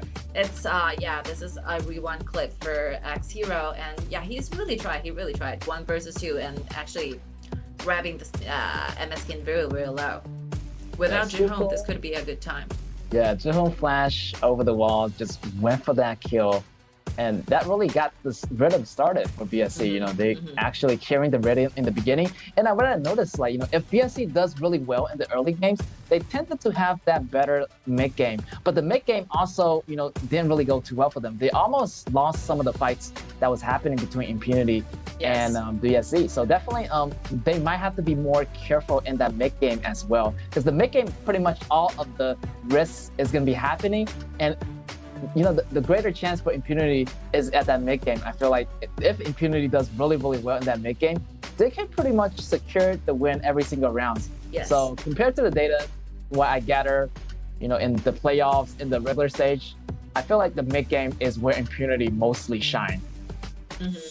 And not to mention, I think the choices when it comes to this Yixing and Garo and Zhangzi's choice is really good, because if you take a deeper thought of like how Cai Yan this composition are actually taking place during the team fight, you will see they are all surrounding Cai Yan because they have to keep this regenerating of the blood and the of the HP bars goes on and on and on. So they will be standing around circular motion, right? And those like standing position is going to be a very easy target for Yixing. He can just magically pull off a target and a ultimate and trying to grab like 5 mans in one roll into a certain locking down area. So I think, yeah, this Yixing is played really, really well, and it's not only a success when it comes to like the team players' personal performances. I think it will be also a great like success when it comes to VP. Yeah, definitely. Yeah, the Yixing was a great pick. Definitely, it's going to be easier to anticipate your enemy's movement. If they have Cai Yan, you know, they'll be surrounding that Cai Yan most of the time. So probably plays that AoE easy ultimate, target, huh? Yeah, caging up pretty much at least 4 or 5 members. So yeah, and also that Montian in the front line does a tremendous job of protecting its teammates. So yeah, that round BSC really fought back. So the match right now is pretty much even 1 versus 1 so far. So definitely round 3, it's going to be another question for both teams, that who is going to take it away for our round 3.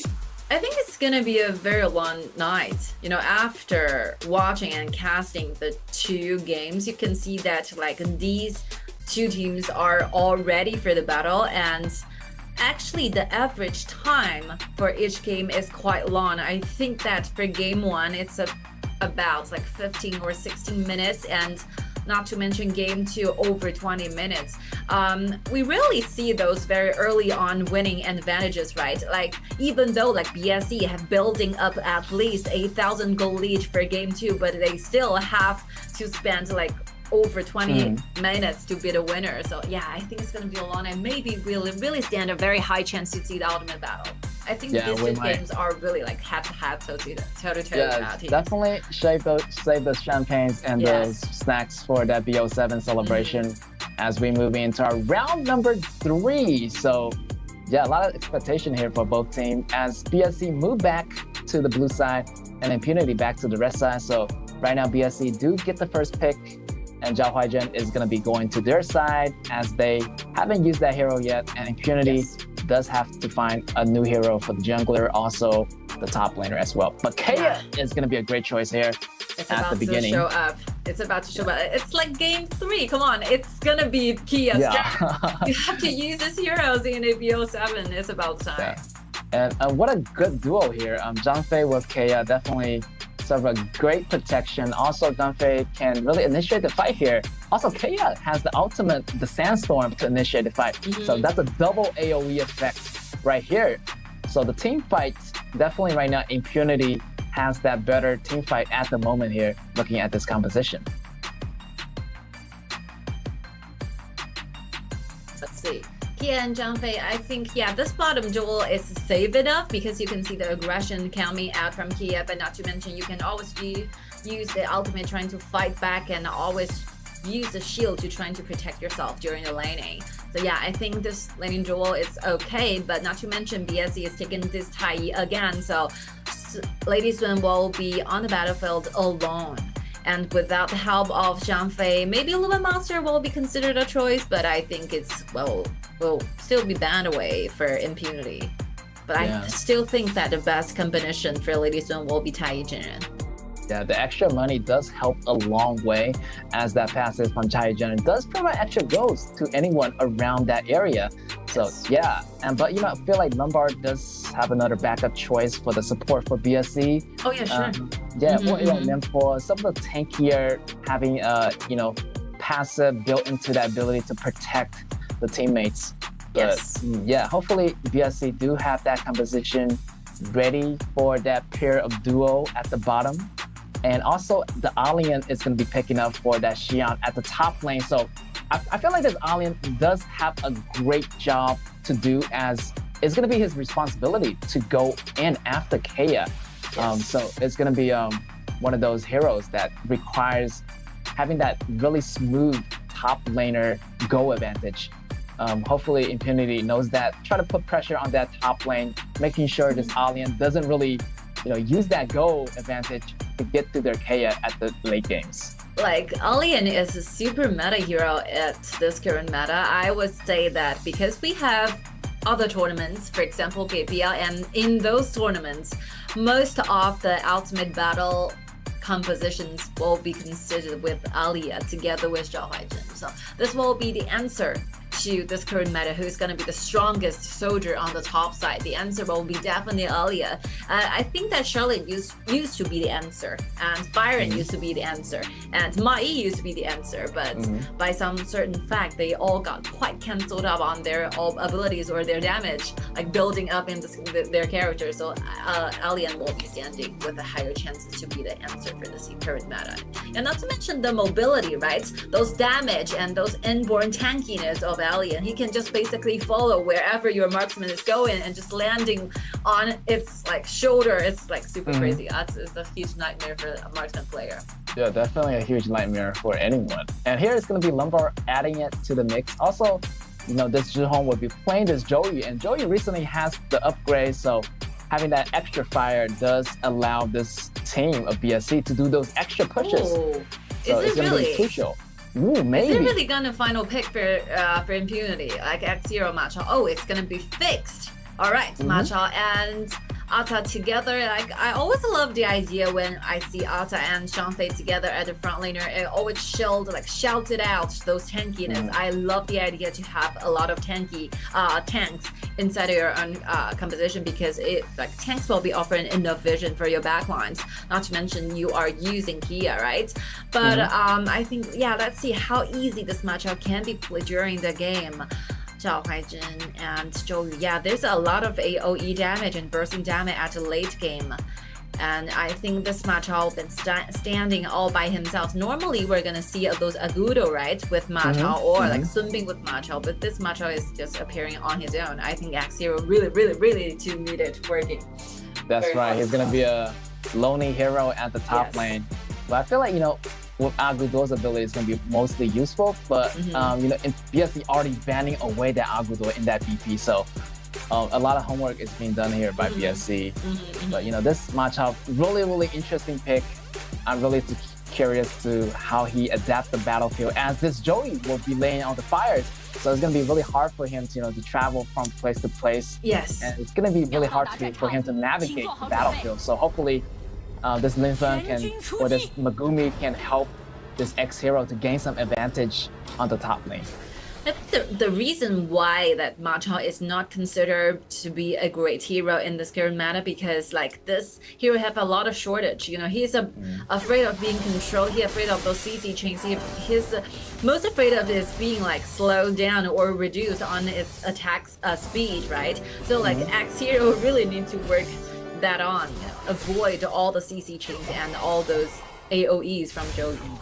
Very hard. Machao is kind of similar to Guangyu, but he does have that poking ability, does a lot more burst damage at the same time. But he does have that, smooth beginning in order to set him off right.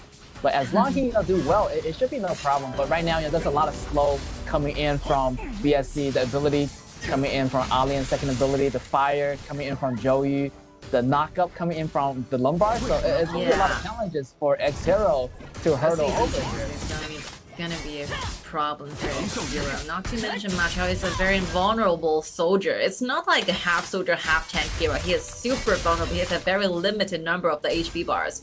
He's basically like a marksman, You touch him, he died. Yeah.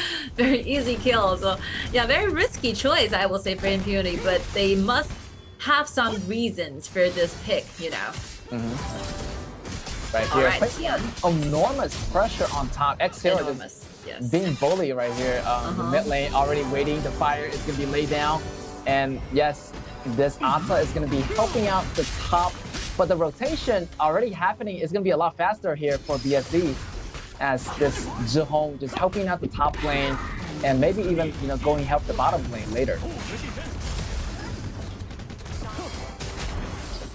I think that no matter how X-Hero is how miserable X-Hero really is on the top side, but Up seems to be quite enjoying the game on the bottom side. It evens up, you know, balancing up on the bottom on the map. Yeah, Up is doing really comfortably. Having that, you know, Kea at the extra long range, but that's Xiang very close.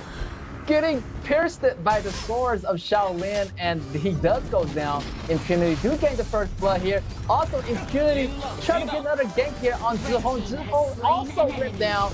So, yes, even though top lane facing a lot of pressure, they were able to get 2 kills after one another. So, great start here for Impunity. And I think Xion is not paying enough attention. I think he's feeling like overly confident about his like movement because he had the ultimate available, but he's not using it, trying to dodge Ganjiang Moye's swords. You know, he could have like brought himself 1 more seconds to be alive, to stay alive 1 more time, but he does not use ultimate. And X-Hero very nicely done. You can see he actually brings like the Xion very, very low. That's the main point. Like once Shaolin gets on the right spot, he can actually pick up those fights. And again, Megumi using the ultimate initiated on Zhonghong because Zhihong is being targeted down. Like, Xion, look at the green light, it's on. He can use the ultimate to dodge those swords, but he's not choosing it. Wow, Impunity always on a good start, and here another kill as the replay. Yeah, Impunity is starting this game on the right foot right now.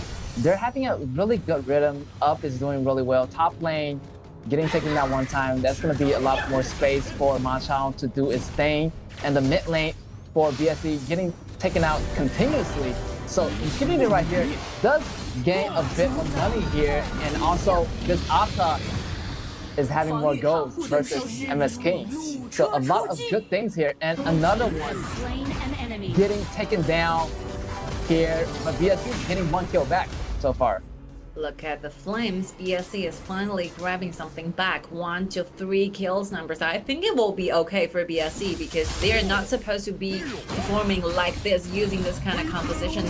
They really have to work this like Zhou Yu mechanism on this game, but you know what is causing this kind of problem is that Impunity, this Alta and Zhang Fei pick, they're so aggressive and they're so tanky initially. So what BSC is losing is those initial initiation when it comes to the river side controls. They cannot just easily dash that far into the bushes, you know. They have to be careful, but for Ata and for Zhang Fei, they can just go wherever they want to go because they're super confident about their tankiness. They can just shoulder up those threats happening on the bushes. They can easily play the prize being ambushed. 3, so no, it's a 4 surrounding too. IBSC is trying to initiate up in here. Grayson is here again. No pushes here, but both teams are being super cautious right now. Here's going to be Shaolin doing some damage, but getting taken out by MS King. But in the meantime, Impunity members are always rushing to help the mid lane. Shaolin goes down, so the mid lane wave does have to go into the hands of other members here. Zhihong really, really dangerous, even though using the flash is not enough for safe inside. Yes, I feel like this, you know, Impunity members are gaining the edge over. Also, having that Kea rotate to the top lane already, having that taking out that bottom lane, definitely have currently over BSC as currently. This will be the replay. Let's see, Shaolin is really low, and Lomber sees that HP bar and using the flash with those dashes finish the kill for BSC side. Oh, that's a very cool gesture. Very cool. Very aggressive. Right here, Impunity already have that top and bottom tower, so they're gonna start to invade the jungles, and Up is doing really comfortably. You can see that nobody's pretty much touching him right now. Megumi is doing a really, really good job at protecting Up, and they're just gonna go in for that impatient. It's Ata and this Zhang Fei, pretty much super tanky. They can manage the vision, they can go wherever they want, and they're just gonna take that boot buff with that smite, and they just keep on continuing to build that goal. Already 3k goal ahead of BSC, and this is gonna be another neutral objective in their spot right now. So a lot of good things here for Impunity. I think Impunity is very rational and they're very united with what they wanted to do. You know, their decision making is very great because by the fact that you see a lot of people are surrounding in that area, in that blue area, but Impunity is not like making another choices. They just so fixed that we're gonna be grabbing the blue buff and we are gone. They are not looking for those initiation. They're not looking for the chances to fight back because they know that Ma Chao is on the bottom side. So it's like 4 versus 5. They cannot just possibly win over using a team fight. So they're very determined on what they wanted to do in that moment. And this kind of unity is bringing those very big goal differences and goal lead in this particular game. And here's very been united fun. together. Yeah, super united. Impunity is coming together like a team right now. Wow, this Here is the ultimate. Zhang ultimate. Here's the shovel ultimate from Ata, and they just continue to deal damage into the back row here. But look at the mid bottom tower- side, 1 versus 1. X-Hero is trying to go back running for his life. Yes, right now Impunity, continue to push to give more pressure into the jungles as this Ata is just pretty much the dominating hero right here, jumping in regardless of what obstacle is in its way. As long as there's support coming in from the Megumi and up. Ling Feng is having the best time of his life. He's basically like BSE's junglers, cleaning up the buffs and jungler for BSE for MSK. Yes, right now BSC kind of a little bit behind, but they do have a chance to fight back here. But it's going to be really hard because of the Zhang Fei and this Ata keep on invading the jungle. The resources are just getting taken away from Impunity. So hopefully BSC find a way to bounce back, but right here, MS King in trouble, using the ultimate to save his life. He's gonna remain alive and walk out of that one. But the constant pressure just keeping up with Impunity right now. I think if we are looking at a 9-minute game with this kind of gold lead for Impunity, especially for Ling Feng, there's no way for BSC is trying to take this Ata away from the picture. So all they wanted to do is that just giving up the neutral objective and just trying to make sure they can get their blue and red. I think the rest of the jungles and the little animals are not worth fight for. But they wanted to make sure like JR got the best and the largest resources relying on. So if you are considered the late game ladies, and I think that the damage can be considered enough and sufficient for this Ata, trying to bring this Ata out of it. But they have to wait. They have to be more patient than this. But Ma Chao diving in really hard, get closer to Lady Sun. Lady and JR vanish from the map. I think the team fight still continues where Off is going to be the target from this Alien. Alien lands on the land and trying to go back, knocked up Kia. Kia went down one more time. Oh my god. Oh, does went down. That's a 3-for-3 trade right here. I think it's gonna be an even trade. Actually 3-for-4. It still continues. It's still continuing.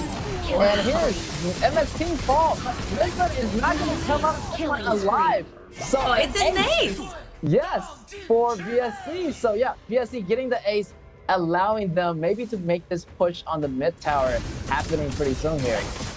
Like initially it looks really great for Impunity because X-Hero actually like take JR away from the map in the very first minute of the team fight, but BSC is just magically bring this into a completely destroyed team fight where they're losing JR, they're fighting with the team fights with 4 members, but at the very last they have an edge to their side. What a yes, right now they do gain some resources. And they're fighting back. The goal is pretty much equalizing right now. So, but X-Hero moves in really aggressively, going after the JR. Even though they got that JR, but BSC managed to fight back. And right now, Alien getting that Blood Rage allows him to have more tankiness, jumping into the back line. So it's going to be a problem for Up as that Alien gets a lot stronger here. I think like Xian performance just now is really important. He actually like finishing both the back lines by his own bare hands, using the ultimate, landing on the marksman, landing on landing on Kia. Another round of the buffs here still belongs to the side of Impunity, giving Kia. Right now, the vision control, I would say pretty much even right now on both sides, but The grass definitely are filled with Impunity's members just waiting for that game to happen. But here it's going to be Lumbar coming into the scene. The fire, the flat, the ultimate, that wombo combo coming in from BSC. And here it's going to be X0 in the backline. The Alien going to the backline, going really crazy. He's still standing here. MS King rushing into the scene, getting 1 kill out of Shaolin. And right now, both teams might want to be backing off right now. Yeah, I think that like this alien cannot simply just being pushed back from Impunity. I think the Impunity members and teammates are trying to figure out a way, trying to, you know, avoid getting in touch with alien, but it's just like there's no possible way to do that. All they can do is just simply watching this alien like landing on your face, and there's nothing they can possibly do. Like from now on, they're rushing from their crystal trying to fight for this overlord, but they're just one wall behind, and BSE members just making sure that they cannot go step on it. Here is gonna be the Dragon belongs to BSC, as X0 tried to attempt for that steal, but it's not going to be possible here right now. BSC gaining that Overlord allows them to have that Super Vanguard, and that Vanguard, look at that lane on the bottom. Just pretty much the minions already taking down that tower, and they are moving in to the second tower. So Impunity does have to manage the wave a little bit here, and kind of try to fight those battles more smart right now, you know. Having the formation set up for Impunity, so up can be a much protective spot. Because Alien, having that flash is going to be a lot more useful, but right now Alien does not have that flash. It might be for Impunity just to attack right now, because Alien does not have that flash to close in that distance. But if they wait a little bit more longer, it's going to be harder for them to having that group fight. But I think that this Overlord, the fact that they're getting this Overlord is helping BSC a lot, because the Vanguards are trying to buy themselves more times, you know. They're facing not much about the gold deficit, like 1,000, 2,000. It's easily acceptable by this kind of stage in Impunity, by the fact that they're only seeing Kia as the very last marksman for their own. And I think if you're comparing the total damage of Kia and JR, ladies, on their completely different levels. Alright, Shaolin is brought very, very low. Have to use the flash to dash back for a little bit, losing the ability to fight for one more time. And here we have to go back again. Yes. BSC also diving toward that up, but failed attempt. Shut down by Ata, as Jian did his best already, going after using every single ability in the book. But Up manages to walk out of that one using the flash and just using everything to avoid all those damage. So that Impunity stays alive is now for Impunity's chance to fight back. I feel like putting Alien down is going to be their time to take the resources. That now only threat has finally go down. Impunity has only they're waiting for this for a long time with the ultimate with Zhang Fei again managing to slow down MSK, and he have to save this with his life. Let's see, BSC, they have to go back. They have to let those tier 1 turrets, tier 2 turrets go away. Yes, right now Impunity does not have that lane advantage on the bottom right now. So, otherwise, I feel like they're gonna go for that top tower, high ground tower. But in the meantime, their mid is gonna be open. MS King goes down, so they do have the number advantage here, but they still have to watch out for that Alien. I think that the team fight happened on the red buff from Impunity.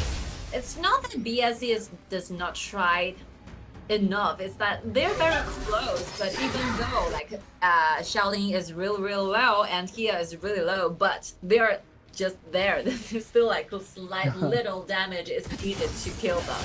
So yeah, it's a matter of luck, I would say. If you have one more crit damage from your basic attack, I think it's okay.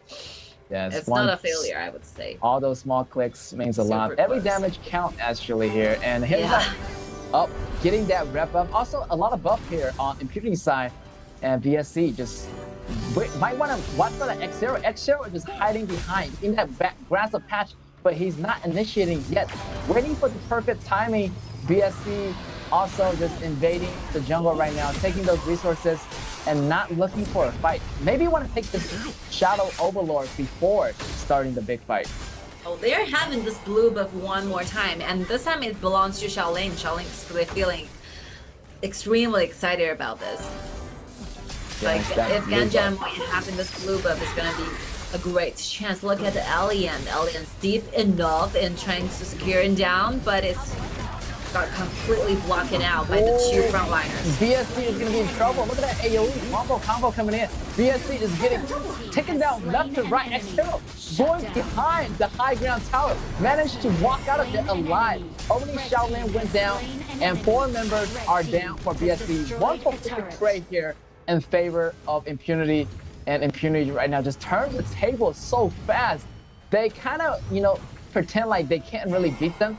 Kind of really like back off a little bit. Then later on, they just turn the battle around.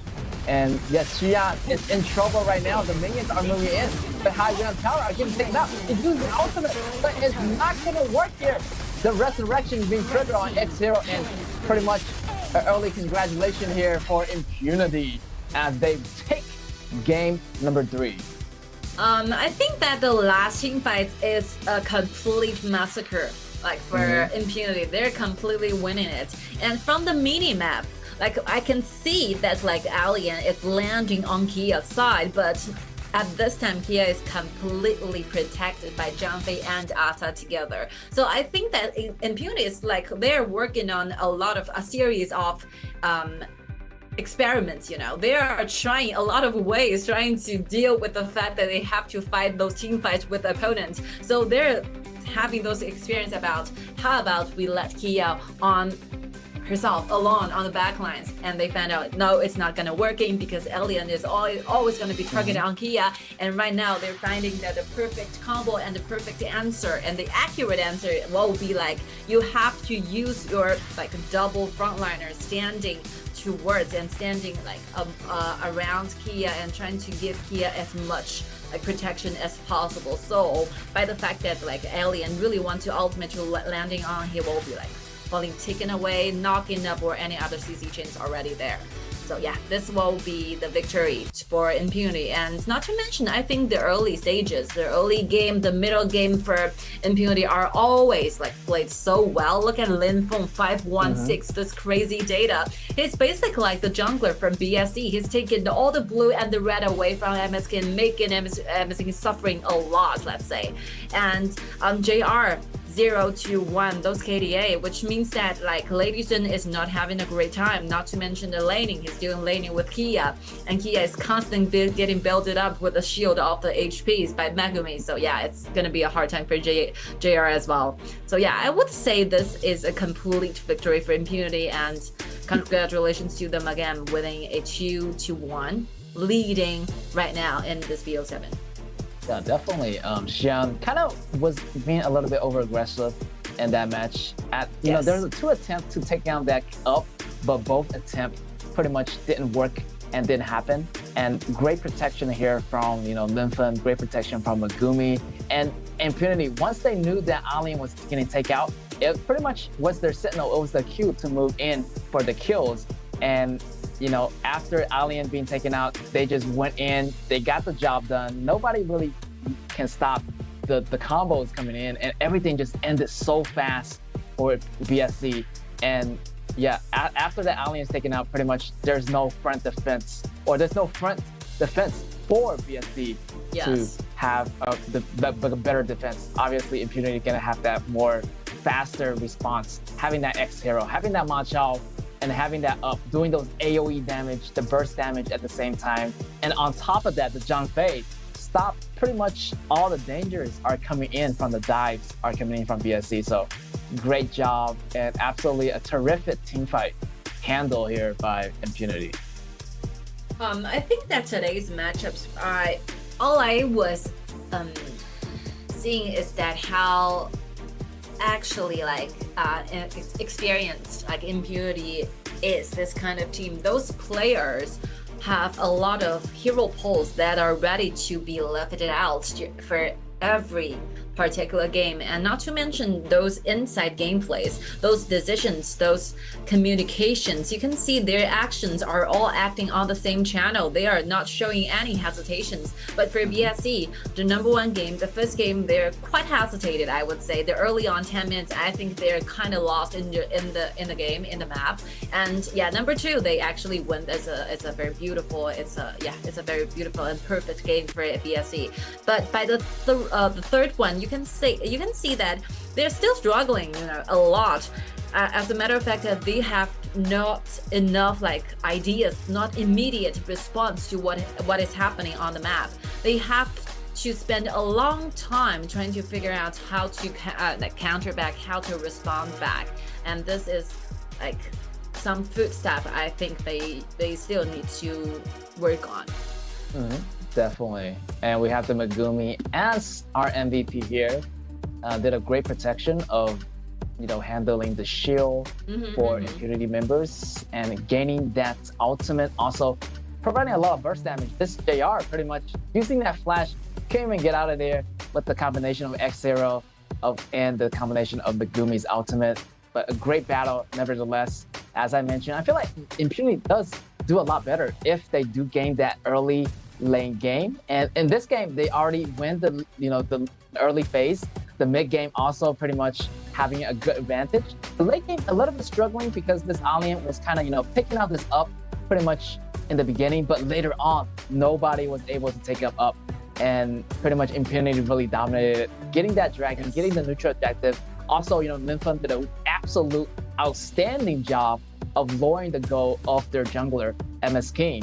So it really put a lot of advantage into Impunity's hands. They have the resource, they have the buff, and nobody can touch up. So they did every single action that's in the book. So pretty much Impunity had my win in that round, and they win that round pretty beautifully, gracefully.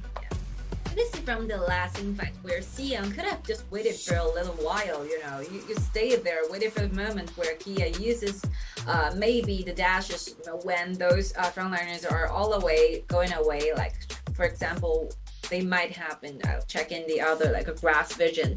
You could have waited for a few more minutes, and yeah, I'm so sorry for CN2 rushing in. I think he seems quite rushy for me. I think he just really knows, he really tries trying to close up and trying to initiate that at that time. But yeah, this kind of mentality is one thing for you trying to go in and cover, because this is going to be the challenge. It's going to be the final.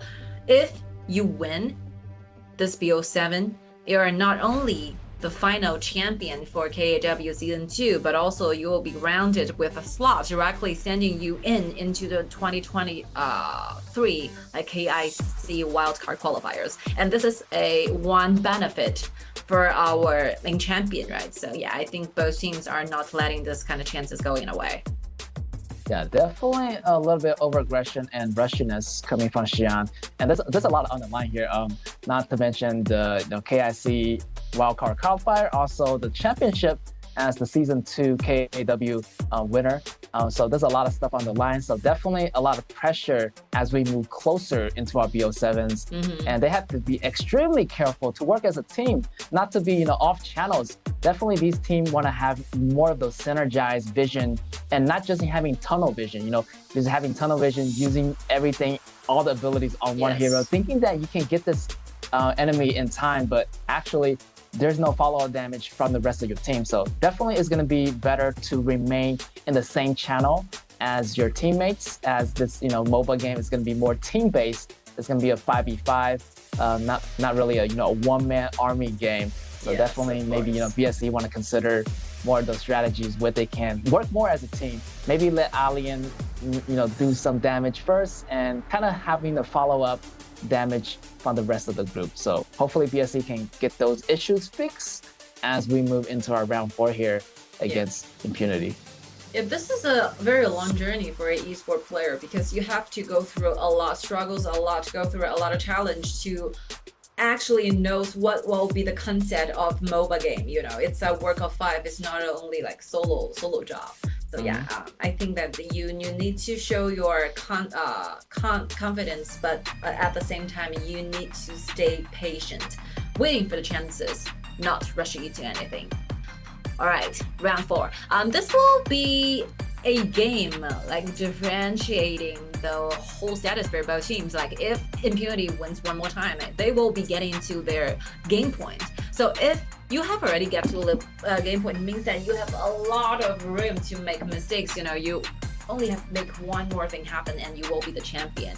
But like BSE, they're still on the red side. So the last time they were on the red side, they actually wins. So let's see how well they do their like BP or counter back during the game, and that will be helping them a lot. If it's a 2-2 at the very end of round 4, I think we're gonna probably see the ultimate battle waiting for us. Yeah, definitely gonna have that higher chances as we, BSA do have the, advantage of bouncing back.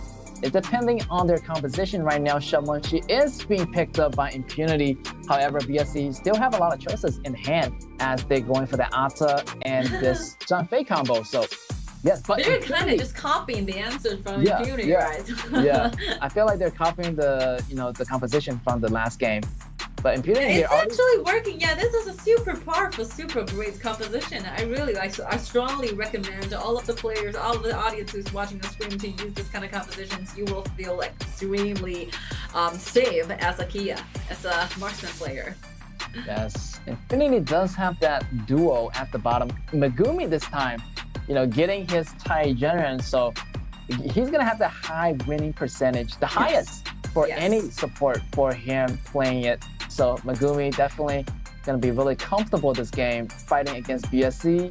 BSC, still have 2 more heroes to choose. Maybe it's gonna be the same hero that Impunity chose from last game, but we might never know. Maybe some, different kind of strategies here. But I really love this. Byron getting chosen, the top winning percentage for Xi'an. He used this hero 9 times, but out of those 9 times, he already got that 90% win. So it's a really, really high winning percentage for BSC to using that hero. So I feel like BSC is going to be really serious this match, using all those high winning percentage hero. All right, these 2 picks are great. Like, not to mention in this current meta, I would not use powerful, this kind of term, to describe Lu Bu, because I think this current meta, Lu Bu is quite strong in the middle because it's not that great initially, but you have to wait for a long time for those items to be ready for this Lu Bu to have those damage online. But for this particular game, if you're considering those like shield from Xi'an, from Byron, from Ata, and from Zhang Fei, they're all afraid of those actual damage provided by Lu Bu. So this Lu Bu choice, I think it's perfect. It's very, very okay as to late game team fights, but initially you're going to be losing those wave priority when it comes to those wave cleaning, those process during the laning up with Byron. You're going to be losing a little, but as to the late game, I think, X0 definitely, this Lu Bu is going to be invisible warrior all the time. Yes, definitely. That Lu Bu is going to be, a little bit of tricky in the beginning as Byron is going to have that lane priority more. Yes. But once that mid game comes, once that late game comes, and that Lu Bu is going to have that true damage, it's going to disregard those armors, disregard those shields are coming from those heroes from BSC. So I feel like this Lu Bu is more of a team-oriented hero and can really synergize well with this AoE from the Bomber Cat, the AoE, the damage from the Miyamoto Musashi, as he can combine those ultimates together to make a really effective assassination of anyone. Like Zhihong has to watch it, JR has to watch it, because this Miyamoto Musashi pretty much can target anyone in the back lanes, and it's going to be really dangerous for BSC and also really dangerous for JR this round. Let's see round 4. If Impunity wins, they will be getting to their game point, but if BSC finally wins the game, they will be grabbing this to a tie, 2-2. Probably a very high percentage we're going to see and witness together the very first ultimate battle to KW Season 2. Yes, hopefully, everybody just enjoy the game, enjoy the game. Yeah, enjoy the game. No spoilers. We're just going to go into game 4 right now. So far, so good. BSC having 1 win, Impunity having 2 wins. So, the question is who able to get this win. If BSC is able to get it, we might see the possible BO7 happening. But if Impunity get this one, I feel like they do have the higher chance of winning the next round, as they're going to be their game point. So a lot of pressure for both teams. Yes. I think this Minamoto Musashi is okay because you really need those ultimate trying to like be a great threat to JR, because if you consider those mobility and flexibility of this Kaya, it's gonna be a problem. So yeah, I think Minamoto Musashi is gonna be a great answer for JR. You have to secure it down, or otherwise this marksman is everywhere, jumping on and off. Yeah, I feel like the timing has to be really good too. Wow, X-Zero have to use the flash, I think. Yeah, but he's still in trouble right here. The shovel is going to be laying down on MSK. The bombing cat comes to help, but it's not going to be enough. X-Hero goes down. BSC do get the first blood right here in the beginning. I think that it will be a great advantages if you're putting Alta as a jungler, because after this round of the jungles, you'll be granted with your ultimate, right? So with the pick then, you can start to initiate all the time. This is the main reason why this character can together pick up the very first blood to their side. With the ultimate ready, this pick fan is blocking away completely. X-Hero is feeling very, very sad by the way they saw the pick fan, I would say. Yes, but here is the comeback for X-Hero and Sol Linfen. Try to make some attack happening on the top lane here, but Xian really easily avoided those damages. So yeah, X-Hero is definitely suffering a lot in the beginning, and also Impunity kind of backing off at the bottom lanes here, and JR is using that AoE, doing so much damage, also a lot of distraction, allows BSC to take this tower down to 50%. So definitely, I feel like the bottom lanes, JR is going to have that longer range, and they're having an advantage over this duo here, over Up and Megumi. Let's see. But there should be a reason why Taijin is getting banned all the time. I think, yeah, the Taijin, the high winning rate for Megumi, and it's very famous, you know, this bottom lane duo for Impunity, Up and Megumi using Lady Sun and Taijin together, always trying to make sure that Lady Sun is farmed up quite well and healthy. And as to the late game, if BSE really wanted to initiate, you can always use your actual life trying to bring up one more time again. Yeah, it's a 50-50 for me, but I think Impunity still have to wait for quite a long time, because if you're comparing those mid-game aggression, I would say BSC is very super tanky and have a lot of AoE damage. So I think Impunity is gonna be facing quite a challenge during the mid game. And BSC is gonna be all around there, just basically living in their jungle, and this up and jump is everywhere. Yes, BSC also gaining the first Tyrant. That meaning a lot of gold is divided up against BSC, and they're gonna have that small gold lead over Impunity at the current moment. And right now, the first tower also in their hands. So BSC is really good in the first starting point here. So we're gonna move into that mid game. That's where, you know, BSC is gonna be more aggressive. As you mentioned, their composition is gonna be more fit for that strategy into that mid game. So Impunity still having a little bit more time to build up those items. Maybe towards that late mid game, maybe we're gonna see that advantage coming in for Impunity. But right now, definitely Impunity want to be on that defensive, where protecting Lady Sun and getting that goal up, getting those items up for Up. Let's see, the waves are here. I think BSC is quite enjoying the game, because Lady Sun and Taijin are together facing quite a difficult time on the bottom side of the map, because Zhao Jun is always making a very efficient rotation to the bottom lane, trying to help JR, trying to free this kind of dual bottles to the either to the top side, trying to take down the tier 1 on the top one, or otherwise they're just to fix their standing points on the mid wave, where they're trying to take up the tier 1 on the mid wave and just trying to live in their enemy's jungles. And it's completely okay. As we're talking about it, those early game fighting back abilities from the Impunity will be very, very vulnerable and weak, because they have not got enough tanks. They are all soldiers, not to mention Lugu and Minamoto Musashi. The two tanks are not that tanky initially. They still have to wait few rounds of the times, and by this time, mid time, it's going to be very hard for Impunity to stand back. Yes, right now BSC are not giving Impunity the chance to farm up right now. You know, Libu is behind and go, Linfen is behind and go. So it's going to be really tough for Impunity to fight back. as they do not have a really true tank, as you know, this Li Bu is not really that tanky in the early game. Also, this, you know, Miyamoto Musashi is pretty much an assassin, not going to have that much tank item available for him in the start. So BSC is really taking advantage of that, taking those resources, taking the top tower, taking the mid tower, and taking the bottom tower. So a lot of good things here for BSC. I feel like BSC do have advantage.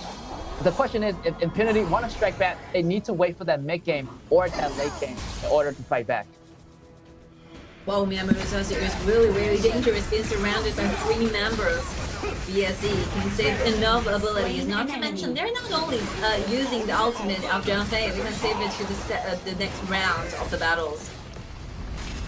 Yes, right here, Linfen, you know, he has to use the ultimate. He tried to make a trade here, but, you know, it wasn't happening right now. The damage was not enough.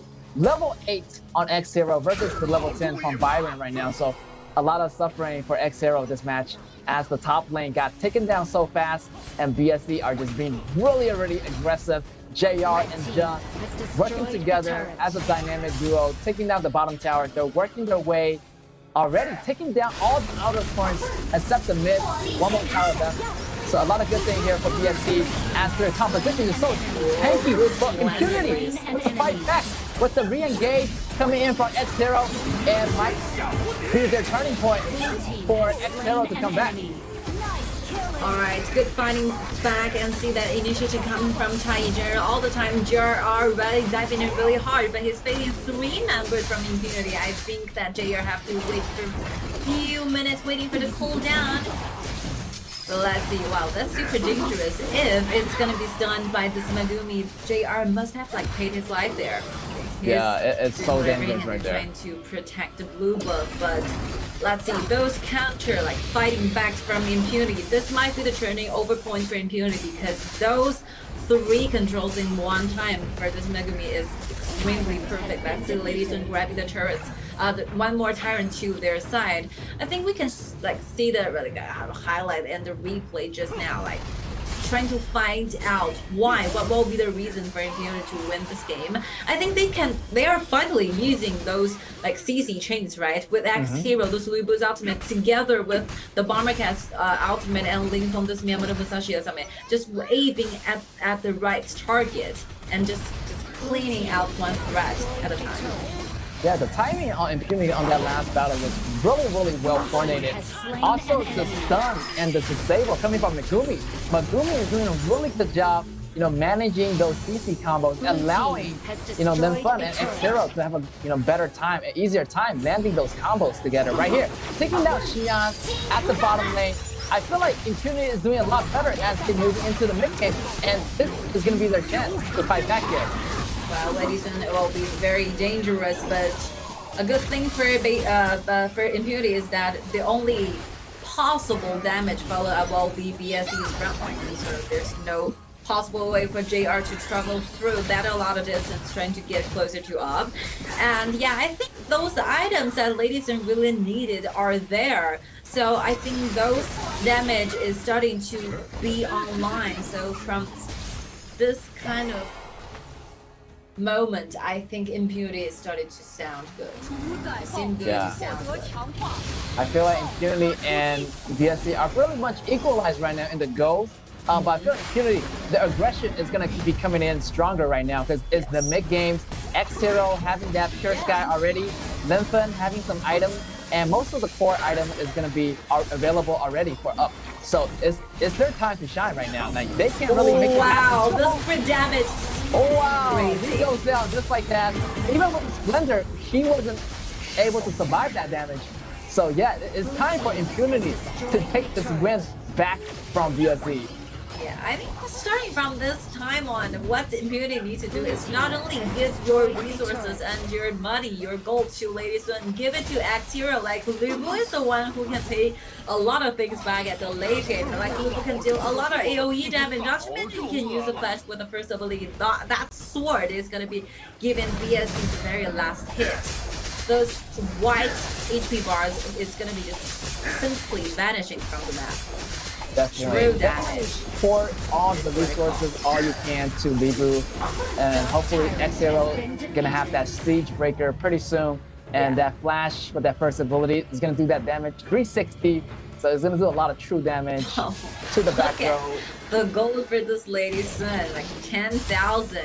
It's like way too much for BSC to handle right now. X-Hero is going to be a very vulnerable moment right now, having to use the ultimate to deck back for a little bit, but it's a good thing that he stay alive again. Yes, this up is super dangerous right now. 10k go right now at the 11 minutes mark, so she's already having those overpower items ahead of Kaya. Kaya only sitting in at 8.4k, so that's why this Lady Sun is going to be a super threat at the later games.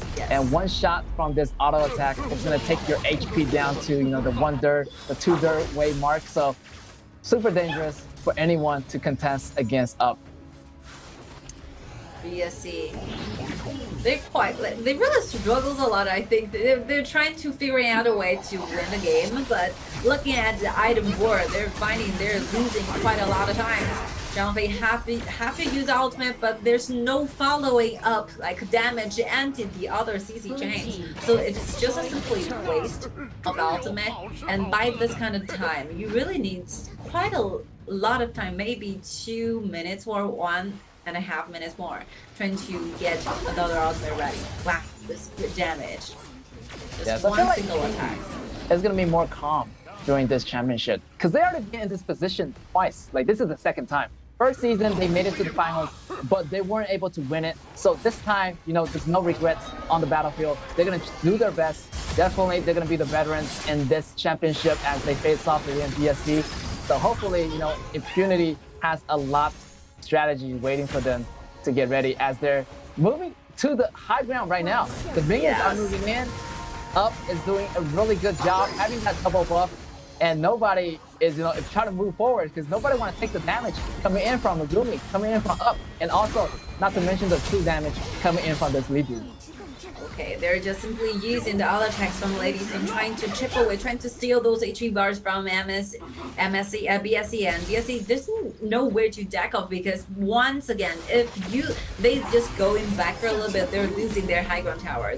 They do not want to lose a lot of vision. They do want to lose those resources. They really need those normal, or otherwise we can say they really have to defend the high ground tower. Otherwise the super soldier will be very hard trying to clean up. Blue once again jumping in using the ultimate and the flash. Get closer to Jongho on very close one. Yes, and he's just continued to shred away those shields like it's nothing. It seems like this, you know, Xian tried to go for that Up, but Up was just such in a safe distance. And as his first ability of Lady Sun can roll over any obstacles, any terrain. So it's going to be really versatile for this marksman to move around in the battlefield. It's going to be difficult for Xian to make those flash engagements happening. And plus, X-Hero is going to be in the front line. Also, Lin Fun still haven't using that ultimate yet. So another threat here for BSC to watch out for. But right now, Impunity right now, you know, they're doing it really, really well. They're being extra patient right now. They're not going to be too rushed.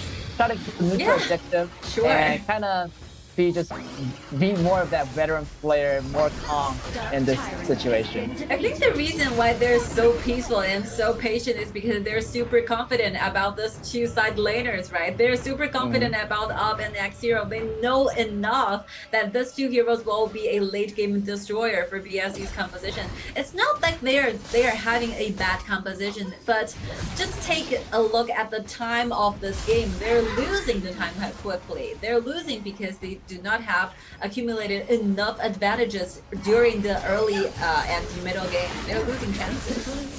Oh, the mid tower has fallen for the BSC high ground. So another high ground tower probably is going to fall in the next Easy moment. is going to be falling at any minute. Yes.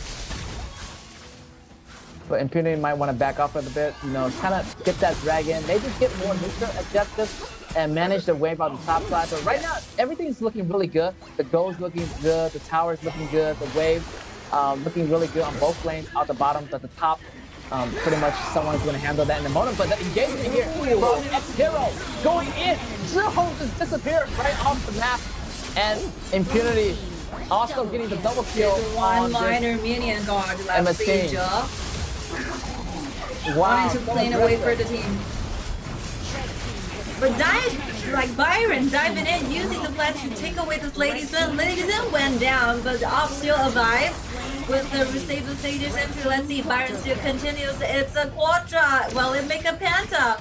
Maybe not a Penta yet, as we haven't seen a Penta. We've only seen Quadras and triples, but right now the game has been turned over again. BSC managed to hold on. But look at here, nobody's going to manage the top wave, but they might try to go for that bottom high ground tower, as Megumi is the only hero that's left to defend that bottom lane. The top lane right here is almost gone. So it's going to be another risk here for Impunity to take, as Victor's moving closer and closer. Maybe the ultimate is going to save his life. Up is going to be coming back, but it's not the X Hero as they're online. They're just, wow, giving competition with the time. Yes, they're able to save the crystal in time. JR is going to back off. Xian does fall to the victim of Impunity, but still, BSC is taking the Overlord at the same time. So BSC is still looking really good right now. I think in Impunity, they're waiting for this for a long time, but they're just too rushing, you know. X Hero jumping in by himself alone and not followed with any other season chains and any other following up damage. And even though like Jihong went down just that minute, but they're losing a lot of chances and a lot of threats aiming at this JR. So by the fact that they figuring out that this JR is everywhere is because like Op is being securing down by this Byron. Xian finally standing up, using the flash and cleans up the battlefield. That's super cool. The kind of those personal like performances. And not to mention, I think Impunity, like Megumi could have stand a chance to steal the crystal away because they have a super soldiers, right? He goes back trying to use the ultimate, trying to buy himself more time, trying to clean a wave. But I was just kind of absorbing on the resurrection time. I think it's enough for the Saiyajin to take that super soldiers and get to the crystal and get to the game point for Impunity. But yeah, it all passes away. It's just interesting information and what makes this game really, really great. A lot of factors, a lot of very interesting factors are happening down on this game. 18 minutes. I think both teams are waiting for the Tempest Dragon. Maybe the Dragon will be some ending point for both games. They're not giving up on this resources yet. The Splendor coming out for Zhihong is going to save his life for now, but X-Hero is going crazy at the back row here. Also, Rinpa chasing the enemy down, but here is going to be the crystal, but the Phoenix is not going to be there with them. But also, Impunity taking out Zhihong, taking out Xian, and the minions are moving in at a really fast rate. Megumi in the front line still have that revive available, and the minions are getting closer. Impunity might win, and they will. Impunity taking the win again in this round number 3. Congratulations to Impunity. I think a lot of very dramatic moments are happening in the late 3 minutes or 5 minutes, but unfortunately, in total, after all, it's an amazing game. We are seeing a lot of magical things happening. We are seeing this Lady Sin and Taijin combos, the perfect combo chains. Like, by the fact that you were considering like early game, mid game, Impunity are losing a lot because of the basic quality of the composition. They do not have enough tanks for the vision, so they're losing a lot during the late, during the early game and the mid game team fights, and that's where BSC really shined. But just that turning over side will be that red buff zone where Taijin uses this first ability to have knocked to have stunned 3 members from BSC, and magically those perfect combo chains with Lu Bu and Yamato Musashi make miracle happen. That's the turning point for Impunity, and from that moment I think BSC is losing the greatest chance to be the winner of this game. Yeah, even though Impunity does not do that well in the beginning. I mean, Miyamoto Musashi and Lu Bu are good heroes, but at the beginning, they don't really have that tankiness available. Yes. Once they move into that late game, they have half tankiness and more damage available to them. So yeah, Impunity does more having that advantage. Back to my point, Impunity does a lot more better in the mid games and the late games versus BSC. So only time for BSC to take them down is the early game. If the game ever goes beyond 15 minutes, it's going to be really trouble for BSC. Yes. So, BSC, their strategy might be to take out Impunity in the early stages as quickly as possible. Yeah. Hopefully, they can, emphasize that point next round, which they have to, because they need to get this point back because it's going to be game points for Impunity as they move on to our game number 5 in this next round. So, it's going to be all in or nothing for BSC.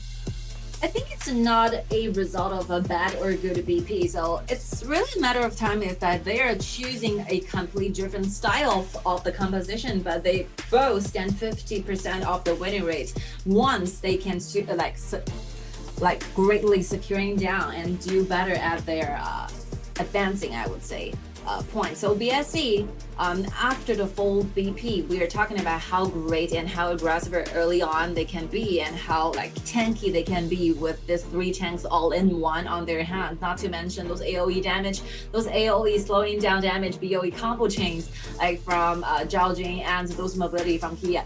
They really built quite a lot of advantages, I will say, early on. But by the fact that they started to trying to snowball, this is the main problem. They might make some minor mistake, and those mistakes really result badly for themselves. So yeah, I would say BSC is doing a great job early on. Initially, the early 5 and 8 minutes, I think perfect. And yeah, middle times they might struggle a lot because they wanted to control the blue and the red at the same time. They wanted to step in those regions.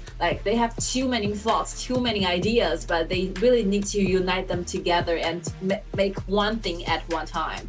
Yeah, this is one thing they could have done better. And for Impunity, I think, yeah, initially they're losing a lot, but they know that they will be extremely powerful at the very end. So yeah, they're just basically waiting for the moment, waiting for the mistakes made by their opponent. And once they see the chance, grab it and turn it over and make it as their own merits and advantages. Yeah, really well done. Very sophisticated, I will say. Yeah, you can see the gold fluctuation has those items. Miyamoto Musashi has those items, and that really scales really nicely into the late game. So that late game composition, definitely Impunity has the win. And in the final fight, I can remember, Up, from Impunity, just went for that crystal. He decided not to fight and just go for that crystal instead. It actually surprises BSC, and BSC just had to rush back to the crystal. That was a little bit too late. Impunity took the win, and Megumi took the MVP, 1-0-10 KDA here, and dealing a lot of those CC chain combos, as you mentioned, dealing that 3-time, the game changer at that bottom lane, at that red era. Yeah, that's crowd control abilities are crazy. I mean, this is a counterback. This is the main crucial moment for Impunity to be the winner for this, because they're losing. If they're losing initially, this is 2-2, it might be resulted in the ultimate battle. And we all know, we've seen a lot of early on previous ultimate battle going on. It's purely 50-50. It's a complete new start. So yeah, Impunity definitely wanted to make it as their match point at this game, and they'll be offering with a lot of advantages early on at the late 1 or 2 or 3 games. Yeah, this will be the highlight clip for Megumi, and yeah, this will be the one time he is trying to save the energy, trying to save the crystal for the team. Yeah, he actually buy himself enough time, right? Buy himself enough time for X Hero and Op to be resurrected from the crystal. And this is a very huge frustration for BSC as well, because yeah, they might have the time and the chances to take this crystal away. Yeah, right here, BSC just rushing back as the battle, happened in that blue area of the BSC jungle, but Up and Megumi goes for that crystal and brought the battle back into their base. And this what actually took it away for Impunity. And Up pretty much didn't really die a lot of time that match. So his goal was just being really constant and built up to the point that nobody really can stop him at the end. But still, I think, yeah, this game is really good, perfect to cast. Extremely dramatic to remember. There's a lot of very dramatic scenes goes on. It's 2 different teams trying to steal the crystal at the same game. Yeah, this is a rare incident. Never happens before. But to conclude, this will be the match point for Impunity. So they have been winning 3 games till now, but their opponent BSC, I mean, they have each game for to this one, this will be the 4th one, right? The 4th round. And as I remembered, every single game there's a turning over point. This whole fluctuations, those are like roller coasters. So those two teams are experiencing a lot of different feelings at the same time within one game. So yeah, I really think that BSC really need to be patient enough and trying to calm themselves down for a little bit. Let's see the final declaration from both teams. Like this is the one thing that I wanted to stress out and what they wanted to say to their teammates the most. They have written down those kind of notes for us. Seems like BSC, final, leave no regrets on the battlefield. And it seems like, their teamwork, are really coordinated. Hopefully they can get a fix and get this point back, as they have to win this round in order to stay in the BO7 series. However, for Impunity, they have the game point. So they're feeling really good about this one. Hopefully, they're not too anxious because, it's the last round in order to win it. Hopefully, they are really calm. Also, the final declaration here coming from Impunity, you can see that, whoever is our enemy, we get them to get to the championship no matter what. So yeah, they're gonna try their best all the way, and you can see that the determination, the teamwork, the spirit in their team is pretty much alive right here. I love the idea that Xiaoling is saying like runner-up no more, because they are actually runner-up for season 1. So yeah, you're gonna be having those regrets and a lot of room. You think you can be like lifted out to be the champion, right? To be a runner-up is a very, very frustrating feeling. It's a very good experience when you're a esports player, but definitely you're gonna be needing a lot of time to recover from the fact that you're the runner-up. So you have a lot of possible ways and time to fight for the final glory. So yeah, here we are, like Impunity is giving themselves right at the closest points and position to the destination. So just one more step will be granted them with the final glory, will be granted them with the final champion of KW season 2. Just one step is needed for Impunity to be that. Impunity. They were in this position like last time in season 1, but they're just a little bit shy off of the battle. So, this time they're even closer now. They have the 3 points. They just need one more point. So definitely a lot of immense pressure for Impunity, but at the same time, a lot of excitement as they never came into such a close point to the championship. Of course, that glory is going to be waiting for them at the light at the end of the tunnel. Hopefully, Impunity is there to get that championship. They're really well earned. They came into the finals, for the second time. So they're the hardest team out of anyone to try to aim for that championship, as they came a long way from season 1. They came a long way. They have a lot of experience when it comes to failures, when it comes to victories. They have a lot of experiences on KAW. So yeah, definitely they're going to be facing this game round 5 with better mentality, better preparation. But for BSC, this will be their, I would not say last time, but a very important time for them, trying to cherish this moment, trying to make the best efforts. Yes, as we move into our round number 5 here, so BSC definitely has to win. They have to bring out the trump card. They have to win this match in order to stay in. So they better bring all their strategy right now. They try to get this point back. They have to re-synergize and, synergize really, really well, and try to make the communication as clear as possible here. Yeah, communication, the unity of their decision making is really, really important. I would say we can literally see those struggles. You can see by their movement, their actions, their standing points, they're struggling between those ideas. So yeah, really make great communication, better communication, telling your teammates what you really want to do, and trying to stand and to decide a team leader to be the shot caller will be the best advice I could give it to BSC. Definitely BSC, they have to be the better orchestrator of the band, as they got to work together in order to stay in the game right now. So far, so good. They already have that Shimonshi, as Impunity picked that up that last game, but they're going to have it this game also with Kai adding into the composition, but they'll be facing the Gunshan Li. Gunshan Li making the appearance for the first time here in the BO7. So Impunity being really aggressive with this high mobility marksman. Hopefully BSC has something to counter that composition coming from Impunity.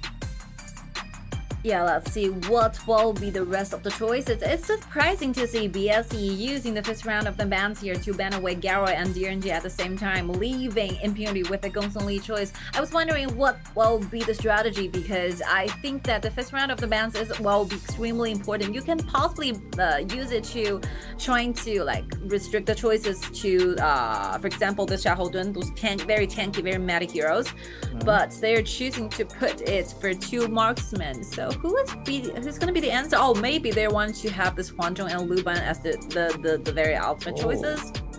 But the Luban has been banned out here by Impunity. Also, BSC also dissect the combo of the Shun Bing and Xiaohoudun. So yeah, a lot of dissection here by BSC. Both sides actually doing a lot of good BPs. This, Consul Yu pretty much getting banned out, as Gongsun Li facing Consul Yu definitely have some difficulties. But Impunity, I feel like they're gonna be really aggressive on this game number 5, using that Mai Shinui maybe in that mid. So a lot of burst damage coming out from Impunity so far. Yeah, Mai is good. Like, Mai Shinui is one of my favorite heroes when it comes to casting, not playing. I'm so sorry, I'm not that talented. But yeah, I think Mai Shinui can always give you miracles, Oh, Lexo is gonna be the choices, okay? But I think it will be like too late game. And not to mention, Impunity is all fired up. When it comes to laning, he's using Gongsun Li to give you a very hard time, a very aggressive hero, and with a very good rotation. If possible, I think this might will be everywhere. Zulie, one more time, those aggression needed. Aggression. Everything just super aggressive here for Impunity. I just feel like they just have to seal the deal. Like, they're so into this match, and they're just so close. They can just visualize it right now. So definitely a lot of pressure, but at the same time, they're just being super confident in themselves right now. But this kind of confidence sometimes will consume you. I'm not saying this is not a good sign, but I was trying to give Impunity, just stay calm. Do not be overly excited. It will be very dangerous. Definitely keep your cool under the battlefield. I feel like everything's gonna be okay. As long as you tell yourself that, and try to visualize the win. Yes. Never release your tension before the last minute. It'll be really dangerous, because we have seen a lot. We're seeing those teams getting defeated, getting 3 points, getting to their match point, but magically got chased up with 4 losses, and turned out to be the runner-up. Yeah, that happens. It's not a miracle. That it really happens for 2 or 3 times. So yeah. Yes, definitely. Impunity have to be really stable and keep their composure. Maybe just pretend like they don't have 3 points right now. They just have to win this match. So having that thought in their mind is going to be a lot better, taking a lot of pressure off of them. But right now, Impunity feeling like they're going for the first blood. But Boomy flashing already. Such an aggressive play here in the beginning of the first 30 seconds. Yeah, they have a very beautiful design for the very first wave. They're letting this up and Megumi together to go into the first round. Not to mention Mai is then standing on the grass waiting for those signals they needed. Impunity diving in really, really hard trying to grab this blue, and they really did it. Ling Feng went away successfully with a blue. But no, maybe not. But it kind of backfired, This Xian tried to go for that first blood after Ling Feng. Ling Feng also really tanky in the beginning. Yes, so, it's a Xiaohoudun. Yeah, first blood goes to up, so up doing a really good start. Having that first blood, cash injection into Impunity's cash flow right there. Yes. Let's see this replay. Like, see on this flicker, I could understand this flash, but yeah, it's only like early game team fights and skirmish in the mid lane. Like, very limited ability and very limited damage is there underlying with the BSE to follow. So it's very impossible. Yeah, I feel like it was a desperation, from Xian, try to flash in, kind of hand over the kill on a silver platter here to Impunity, and Impunity just having this great start with the first blood, and hopefully they can carry that momentum towards the mid game. I feel like BSE is already trouble already, because BSC, if they have trouble in the early game, definitely they're gonna have more trouble in the mid games. Of course, of course.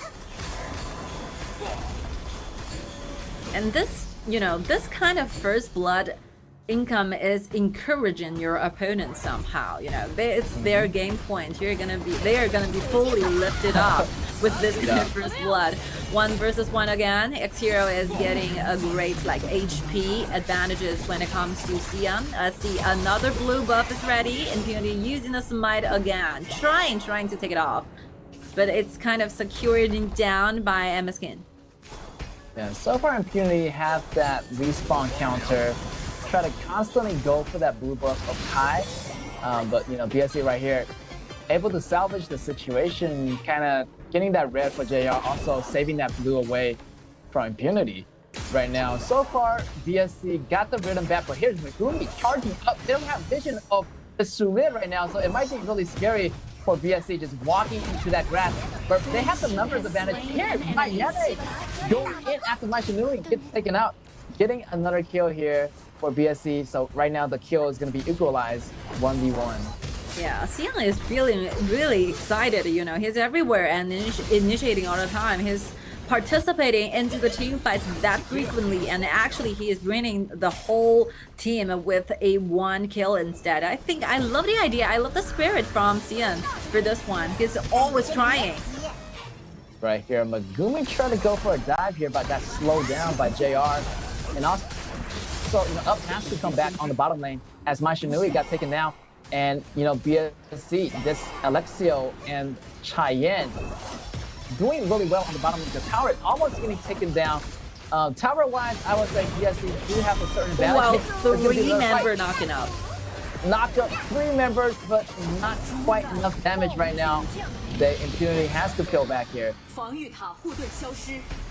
Oh, look at the Impunity player. They're really relaxed, I will say. He still has his back lying on the chair. Wow, yes, those are really comfortable chairs, even though they look not that comfortable, but look very comfortable for Impunity to, you know, sitting there, having that engagement, having that party of 5. Let's see the rest of the game. I think like a BSC is ready for whatever, like the challenges might be coming for this. Fully ready for this. Yes, right now Impunity being really aggressive, maybe going for that Xian at the top, Xian using that second ability, getting away at the last moment, but still, Impunity having the vision control in the mid, they might want to consider twice going for that Overlord right now. They might be smelling Kai going to the top lane here, but here, Up has to be careful. He doesn't have vision of Kaiser. Kaiser goes in and with the successfully teammates take out this Gunshan Lee, and you know, BSC is back on the chart right now.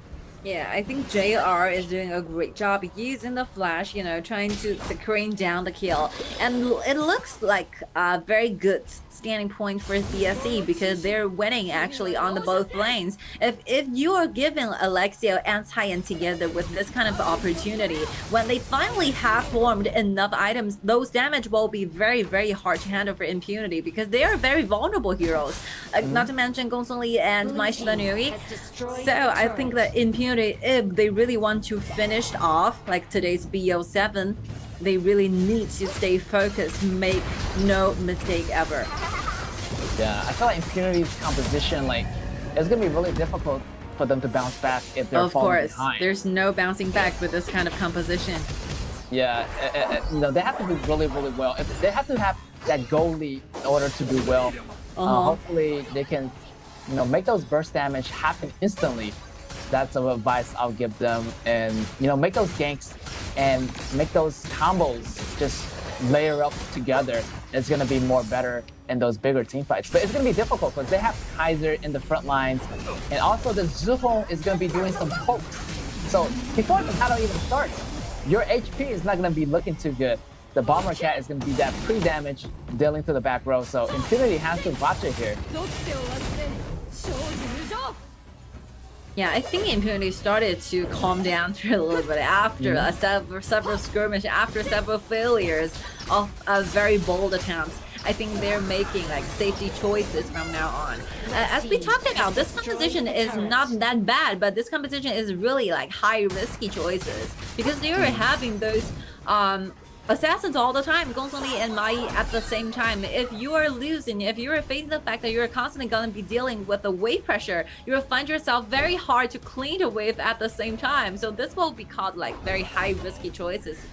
Compositions, but still when the time is only 7 minutes and when the goal difference is not that huge and that massive to climb up, I still think that Impunity still stand quite a chance trying to fight back.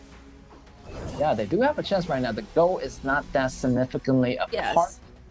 Definitely, they still try to look for some good plays right now. This Megumi kind of waiting in the bush. Also, the Shahoden also coming. Might be another initiation, not happening yet. So the timing is not mature yet for Impunity to strike.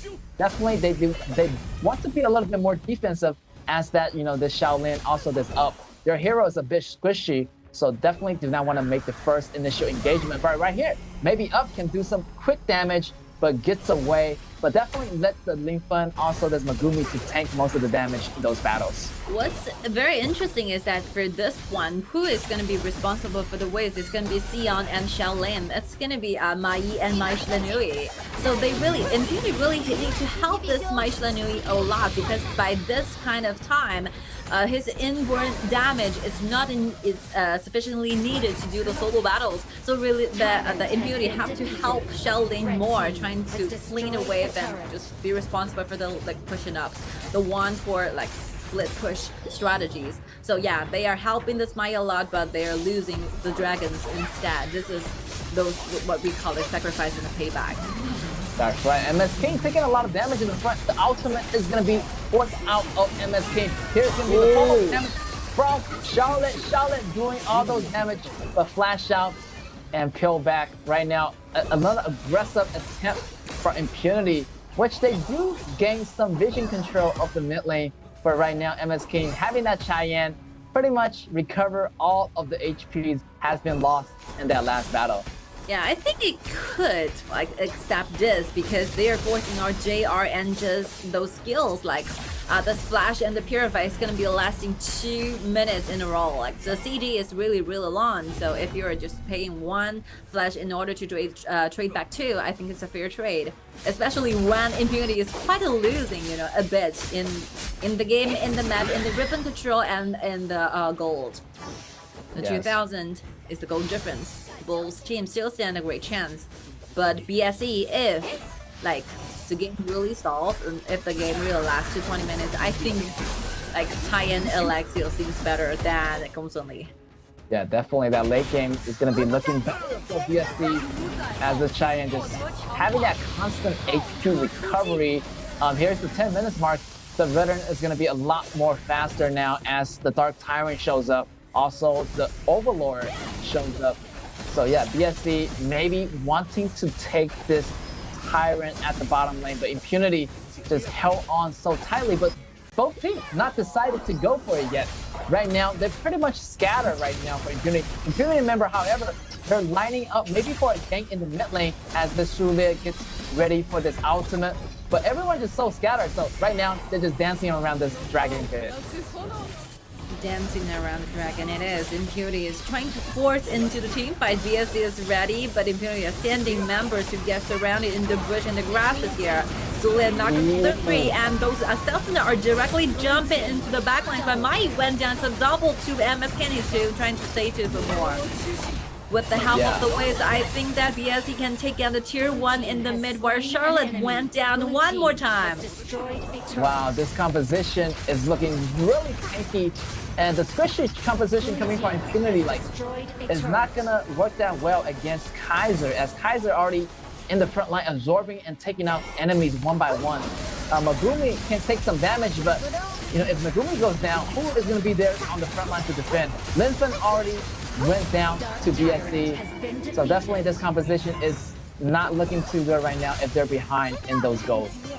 Yeah, like for me, I think from this time on, like Impunity, the total damage adding together is not enough just to trying to win over, with the fact that you have to consider like is having this Cheyenne, those huge deal of the HP recovery, those constant recovery is gonna be a very headaching problems for Impunity. The total damage is just not right there. It's not sufficient enough to win. Yeah, I feel like the total damage is not there yet, but definitely waiting for that late game. Also, maybe that item is going to be more better towards that late game, but the goal, definitely BSC has that lead right now. BSC won't let Impunity to jump back into the fight. Here's going to be Megumi having the extra life passive going away. BSC still chasing aggressively after Linfa, but right now they're going to switch targets to the X-Hero, but X-Hero and the Linfa able to get away. So right now Impunity does have more of the river control, and yeah, BSC is going to be more calmer right here. As long as they have the river control, they can just take the resources and not really push until the right moment. Yeah, I think BSC is doing so great is that even if it's their opponent's match point, but still they are doing this, they are performing on this game with a very patient rhythm, with a very straightforward plot. They know what to do, they know what they need to do, and right now they're just simply waiting for the victory to come back, because now they know idea like clearly with Alexio and Taiyan, they're getting gradually more powerful than ever as the time goes by. So they're not rushing into anything, they're just waiting for the time to go, and they're just gradually becoming into the very like the latest mode. Yes, and they're looking extra healthy with that Taiyan, like providing that they're HP evolving regeneration with every second. Oh my god, now they're taking down the high ground tower. And who is going to be there to stop the minions? Alexia. Nobody, I think. Here's 2 minutes coming to the back. The flash is going to be good. First damage is going to come in, but it's not enough. The damage is not enough. Yeah, a double kill for JR already. And Linfa getting taken out. Charlotte getting taken out. Up getting taken out. Megumi. Triple kill for Up. No, for JR. I mean, quadra kill for JR. And that is going to end the game. BSC taking another win back. So right now it's gonna get closer. Still game point for Impunity, but BSC managed to get 1 more point back. Yeah, this is the showing of the courage. You know, they have enough prepared. They have deep enough, like solid enough, like mentality to cover the whole thing up. I think that yeah, Impunity is making several mistakes, especially initially on. Like they're doing a lot of very aggressive movement and actions and decisions when it comes to laning, but not getting what they want as a result. And yeah, this will be a bouncing back effect because they are picking this a very high risky choices when it comes to the composition. So they really tried to fight back, but since we are seeing that the last game, like Sule is going around, like happening from the different angle from the back, this is very beautiful, you know, the demonstration, the whole standing point, the way they wanted to initiate is really good and solid. But just one thing to consider, they do not have enough damage to trying to make the HP bar from Alexio at least vanish like 2/3 of the HP. He's always so like constantly full in HP bars. Those Taiyan will be just too impossible trying to eliminate. So yeah, that's the main reason why BSC is gonna be the winner for this one. And yeah, I think that they really performed so well in this game, and I want to highlight one of the team player is gonna be Mai. So like Mai is the one thing, that one team spirit, one hero who's standing up, you know, telling every single player that we can do this, even though it won't be the match point for our opponent. But I think that we still have to fight for our glory, fight for our hope, and he really did it. I really admire this. Yes, Mai is totally the hope of the BSC right here, and the fire is not going out yet for BSC as they're going into this 6th game, I believe. So yeah, a lot of potential for BSC to fight back here as they regain 1 more point back, but still gain point for the next round for Impunity. Impunity, however, they do have to be more calm, maybe to go with a safer composition, but this composition definitely is going to be a lot more riskier. But the risky returns is, you know, it seems like it's not going to be happening here in this matchup. So the matchup definitely went to BSC as they just did so well in the beginning with that composition. Also, this JR just being super unstoppable at the end, gaining that triple kill, quadra kill, and this Judd using that ultimate was able to provide, you know, not only healing damage, but also providing extra armors, extra, magical defense, and to the whole single team. So yeah, a lot of great synergized compositions here coming from BSC. Impunity, however, they do have this aggressive composition, but it wasn't really working for them. Xiaolin, didn't have that damage enough to finish those opponents. Yeah. So look at the KDA and the data boards. You can see like JR and Angela all together adding 1. They have not been killed even for once. And like Xiaolin 1-0-3-0. So the whole composition, the whole game for Impunity of this one, round 5, just started to collapse quite early on, After getting defeated, I mean, this Mai Shiranui, and actually Mai Shiranui is getting targeted for 3 times in a row. So yeah, after the very first 2 kills, I think that they're losing those initiations. They're losing those hopes to actually run this entire composition. But yeah, I think that Impunity can accept because they should be granted with a full understanding, deep enough understanding of how vulnerable this kind of composition can be. So yeah, I think the only good news for them is that just treasure. This will be still the moment of their game points. They're not that far behind. There's still one way to go. And for BSC, I think the whole spirit are completely fired up. They're just wishing to grab the chance and make it to the ultimate battle. Definitely. Ultimate battle. Hopefully BSC can make it there. Including, however, maybe want to balance out their composition in this next battle. MVP goes to JR with that quadra kill at the end, and doing a really good job. Almost 30% damage dealt, and that's almost 30 damage of entire team. So high percentage damage dealt, and he was just doing a lot of damages and not having to worry about anything. The burst damage wasn't enough, and his HP with that lifesteal, with the regeneration from the support, he just kept on going and going, and is able to give the win here to BSC. Yeah, I think if I could, I will give the MVP. I would say it's the MVPs, to both the double duels. Because it really needs the collaboration with the 2 members all together to getting this kind of KDA, to the marksman and to the support as well.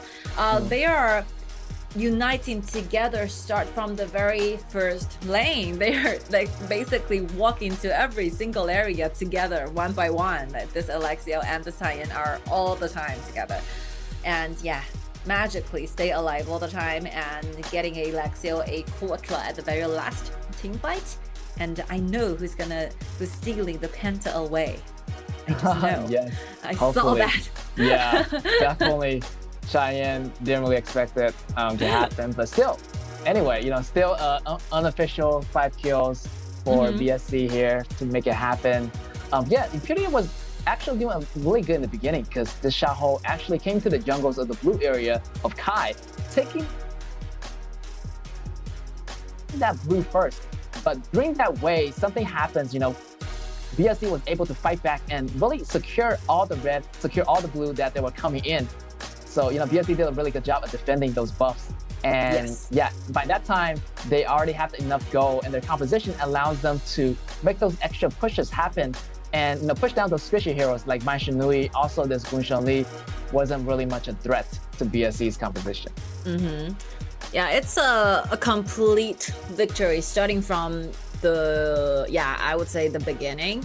So this will be the one, among the 5 previous matches and rounds, that the party who got the very early game advantages finally just smoothly granted up and built enough gold advantages and just finally closed up the entire game. This is the only one. Also, I feel like Zhihong did a really good job of, dealing that damage before even the battle even started. So this Xiaolin and, this up was taking a lot of bombs from the Bomber Cat. Yes. And the poke damage is built up. So when the battle starts, they're really not in that healthy condition as they used to be. And the blood, the regeneration kept going for BSC, though BSC never has to go back and recover. So triple kill right here for up, getting that quadra kill and almost getting that penta kill. So great work on BSC, gaining 1 point back. So yeah, the question is going to be game point for Impunity. Can BSE handle the last battle? Hopefully they can do it to get to the BO7, but it's going to be anyone's game in our round number 6. Yeah, I would say like number 6 is a very difficult task for both teams because they're not saving a lot of very good heroes for the later on picks. You know, we are playing an all-round BP format, which means that the heroes you previously picked inside of entire BO7 will be considered banned away, so you cannot be picked again. So I was looking at the whole draft and I figured out, like I found it's really interesting for them, like both Xiaohouden, Ma Yi, Byron, and Zhao Haijin and Kaiser are already used up. So this very meta heroes. So this one maybe for both teams, they're trying to grab those assassin junglers instead of very tanky one because it's all used up. And for this matter of fact, like BSE is the one who have used Jin and Meng Tian for one time. So Jin and Meng Tian might be a very good choices for Impunity to fight for. And yeah, Impunity are using the cards of Huang Zheng and Lu Ban as the very first one in the game 1 and they actually won. So yeah, I think that this will be one possible choices for BSE trying to fight for. Yeah, definitely those hero pool is going to be really limited as we move on to the later stages as round 6 and even round 5. They don't have much choices. Maybe it's going to be a time for those backup heroes is going to be coming in. Maybe they have a different option for choosing out. So those tier 2, tier 3 level hero might be showing up here in our round 6. So hopefully we might even see some new heroes that we've never seen before. So definitely a lot of surprises are in store for us in this game number 6. Still Impunity does have the game point here. But still, BSC is just being really stable and fighting it back and being really patient in that last game. So it could be anybody's game. Yeah, it's very interesting for both teams because they've shared a lot of hero pools. In total, they have already used up. Like Lady Sun will be the one left out for BSC to use. They still have one more Lady Sun, but I think the choices when it comes to Tai Yizhen might be limited. So yeah, it's not gonna be a possible choice. And yeah, Shen Mengxi is gonna be used by both teams, and not to mention those Ata and Zhang Fei choices are complete, like directly copied out. So yeah, this time these two players and those two heroes are all eliminated. And one thing is for BSC, they have already used Alien, right? But Impunity still have one more Alien to go. Yeah, this is very, very interesting. I feel like Impunity does have a lot more firepower. They still have those choices, and their composition can be really flexible because I feel like Up can use all those different kind of marksman heroes, and even Hou-Yi. Hou-Yi was chosen for one of those matches. So also Da Qiao haven't been letting out of the bandbox yet. So maybe we're gonna see that in BO7, maybe even be in BO6. Maybe one side they're not gonna ban away that Da Qiao, so we might see that Da Qiao appearing very, very soon. Not in the round 6, but definitely gonna be in the BO7 maybe. Yeah, I think that the marksman choices is the one I feel the most you do not need to worry about, because I think this current meta, those marksmen are quite equally powerful. So yeah, they are different types of marksmen, but if you're comparing their abilities, I think they all stand a great chance to be a very good choices to the whole team. So what really matters is the jungler and the top side. The top lane, what will be the top choices for both teams is really gonna be the problems. Impunity, as we're talking about, the Jin and Meng Tian choices are available for them to choose, and they still want to take away this Tai Yi and Lu Ban. I think it's a very smart choice. You don't want to deal the fact that you're facing Lu Ban and Huang Zheng in game 6. It will be very, very hard to do this. Yeah, definitely. Impunity banning away that Lu Ban Master, meaning you ban away one hero, you pretty much ban away 3 heroes. You ban away Lu Ban Master, you pretty much ban away Huang Zheng and Lu Ban number 7. So a great BP here for Impunity, banning away also that Tai Yizhen And Yes. BSC over here banning away Da Xiao, so we still haven't seen Da Xiao yet. Hopefully we're gonna see that really soon. Garo being banned out, so Impunity, I feel like they don't have a lot of options for the marksman, but the marksman pretty much can be compatible with any single hero that's available for the composition of Impunity. So not to worry here. Most importantly, how BSC is going to decide, because maybe they want to go with this Mongyat as a core player, but I feel like their core player is going to be, as you mentioned, their jungler, also their top laner together. All right. I thought it's gonna be a Montian and Jin, but instead it's gonna be a Guan Yu maybe. I think the first choice is really smart, you know, because BSC have already used the Montian and Jin pair. So for Impunity, if they want to fix their choices to this kind of duo, they do not need to rush into anything. But surprisingly, they're choosing a quite separated heroes, I would say. What will be the choices when it comes to jungler? Like the Xiahao Zhen, Zhao Huaizhen, and Kai are already gone. They might go for a Agudo with a Guan Yu, but I think it will be quite weird to combine this two heroes together. And I think this monkey is okay because I see no bursting damage. I see no very early on aggression from Impunity. So I think that this monkey can save enough, you know, smoothly farming around and reach. And with the help of Sun Bing's acceleration, I think this monkey will be really, really tanky. Oh, it seems like BSC knows that Up is trying to go for that Hou-Yi, because we see that meme. So we might have to, you know, disregard that Hou-Yi. Maybe, you know, Direnjie is going to be another good choice that Impunity want to pick up. And I really love how they choose Wang Yu, because BSC already chose Mayene. Mayene is pretty much gone. So nobody's going to be there to slow down this Wang Yu at the top lane.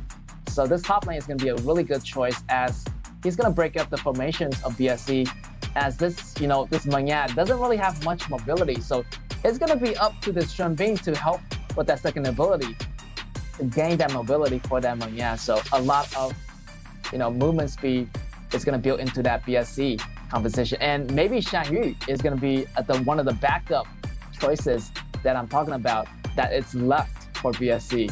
Yes. I was looking at the whole hero pools from X0 and I figured out he never used Mengtian. And yeah, I was wondering what will be the reason he does not choose an alien, because definitely I think alien might be a better choice. All right, this is a surprise Baiqi as a jungler. Yeah, I kind of forget about this hero. If it's a Gudo, I think it's gonna be weird. It's gonna be weird. I mean, the second ability, the aura, does help Guan Yu gain a little bit faster speed. However, the pushing power is going to be there for Impunity. Might want to consider not doing that, but sometimes it's effective, sometimes it's a different story. So really depending on the variables and factors happen in the actual team fight. So Agudo versus Monkey is an interesting story here. Very interesting, and like BSC is entering with a Shangguan. I think, yeah, it's a very good pick because Shangguan will be quite a threat to Direnjie initially, even though with the help of Megumi, I still think Direnjie will be a really good, easy target. Not to mention, they're dealing the fact that they're doing the laning with JR, this Mengya and Sun Bing together. Two tanks in a row, BSC, with Monkey and Xiangyu can try, and these two heroes can cause a lot of problems for Guan Yu. Guan Yu will be kept, you know, disturbed during the charging mode. Yeah, those speeds gonna be slowed down. You know, evidently, this Guan Yu gonna have a hard time making an entrance, or you know, making a flank if this Xiangyu finds him in the grass. And I feel like this Agudo does feel a little bit weird. I feel like without Shen Bing, you know, it's missing some kind of component to move a little bit faster. So it might be a little bit hard for Impunity to start off the snowball for this Agudo. All right, let's see. Game 6, round 6, between the two teams, where Impunity will on the blue side and BSC will on the red side. Impunity is still one more step to go, and BSC, after getting a very beautiful victory, I think that they're rising up their whole confidence and ability, and right now, let's see BSC. If they can have one more good game for them side, we're gonna see the very first ultimate battle in this season. Yes. Here is going to be Megumi playing as main. I would say this Megumi does have to stick closer to the back lines a little bit more, but there's a lot of ability here coming in from JR. Can really target this line of AoE damage. So me might be a little bit trouble here because the AoE coming in from JR does a lot of constant damage over time. So it's going to be a lot of zoning for Impunity to get away from that. So they have to be careful of this homing missile also coming out of this Monyet. The top side X0 is not having a great time. He'll be constantly getting targeted, and BSC, Sion and MSK can just grab this kind of take this jungle away at any second they want. Yeah, I feel like X0 does feel a lot of pressure as the Xiangyu is always just constantly pushing. Yeah. And on that push, you know, X0 is going to be pushed back. His charging status is going to be all gone, and he has to, you know, recharge that pushing power again. And hopefully, you know, someone's going to be there to help that Guangyu at the top lane, as Guangyu need those extra damage in the beginning in order to make those, you know, the reinforcement a lot stronger here for Impunity. I think that for Impunity, the game 6, maybe due to some factors, some fact that they might have some problems due to like personal hero pool restrictions. So yeah, I think the final composition is not that good. Like if you're comparing the relations with one another, that they're not pairing up perfectly with one another. But just simply consider the fact, like since Guangyu will be constantly getting disturbed during the charging mode by Monkey and by Xiangyu all the time, they're still facing the fact that they're using Yixing trying to lock down Sun Bin. But one advantage for Sun Bin is that those acceleration is gonna be regenerating a lot, given the time goes back to all of the teammates, increasing their like CDs and also moving like with faster speed. Is like countering with one another. I would always say it's not a really easy thing for Yixing trying to target on Sun Bin composition, and the rest this Min choices is trying to lighten up, trying to make this DNG more powerful during the laning, but they're doing the laning with Monyet, though one of those marksman who is not afraid, you know, with exchanging life for you. He can always constantly getting the HP regenerated by the first ability. So I think the laning will be very, very difficult for Impunity to do. And not to mention they have the Shangguan War as a mid lane. This kind of assassin, after P is being disappearing from the map, you will be facing those great, like, enormous threats, because you have no idea where this 1R is, and you will be afraid of doing any reckless actions on the map. It will be causing you with a lot of problems. Yes, definitely. That Shangguan, when he gets to level 4, he's going to be getting away from those towers and hiding behind the shadows. But here, Zhihong getting taken out by the help of Agudor and Shaolin in the mid lane here. So definitely Impunity gaining that first blood, looking for a really good start here. But BSC also might want to, you know, be really more stable, as that, you know, this Sun Bin is going to be a value pick into that later game. That team fight is going to be looking a lot better for BSC, but maybe that mid game and the late game is BSC have to wait for those chances to happen. The blues are ready for BSC. They have to rush to their jungles, trying to get the vision. Monkey is using the teleportation button, trying to teleport back. Then for the blue, sounds quite okay. Nothing happened. Level 4 already for Zhihong, so he might want to hide in that bottom lane patch right here. We might see a gank happening really, really soon. Impunity has no idea here so far, but they might already guessed it. But they still have to be really, really cautious. Zhihong has to move away, as it's not going to be the right time for that gank. Oh, right, that's a very aggressive move. Out of a sudden, use the acceleration trying to find out who's like hiding in the grass, in the bush. making them Here's disappear. Shaolin is going to be coming to help the bottom lane, coming to help Megumi and up. Using the ultimate, didn't really get any enemies in that circle, but provided extra space for Impunity at the bottom to get some minions. But right here, they already know that Zihong is missing from the mid lane, so the bottom lane is being really, really cautious right now. They're quite like fixed. They cannot just easily go around and around. Super cautious. Yeah, super cautious. Nobody is giving anybody the chances of using another gank here. However, the Shang-Yi does came to the help of mid lane, but Zihong might want to try those ganks once again. But right now, they do have the full vision of him going down, so they're already expecting Zihong is gonna gank that DNG and me more. Let's see. I think the Terran will be very, very important. With the help of Sunbeam, they can retreat back, and CN is dropped very, very low, but with the passive, enables him to be a tankier hero, and he magically survived. Ooh, I feel like Xian didn't really buy that specified item yet, so his passive, has a lot of damage reduction built into that. And once that passive trigger at a low HP, he just survived magically. Any damage pretty much get reduced. So a great strategy here by Xian.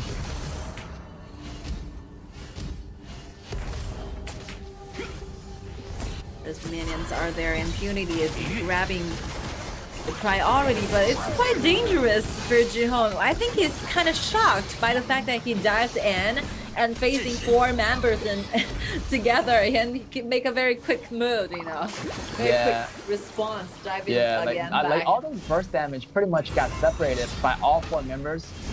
Here is going to be Impunity time to make some tower pushes. The bottom tower has been pushed in by Meng Yan. Meng Yan is doing the solo tower by himself.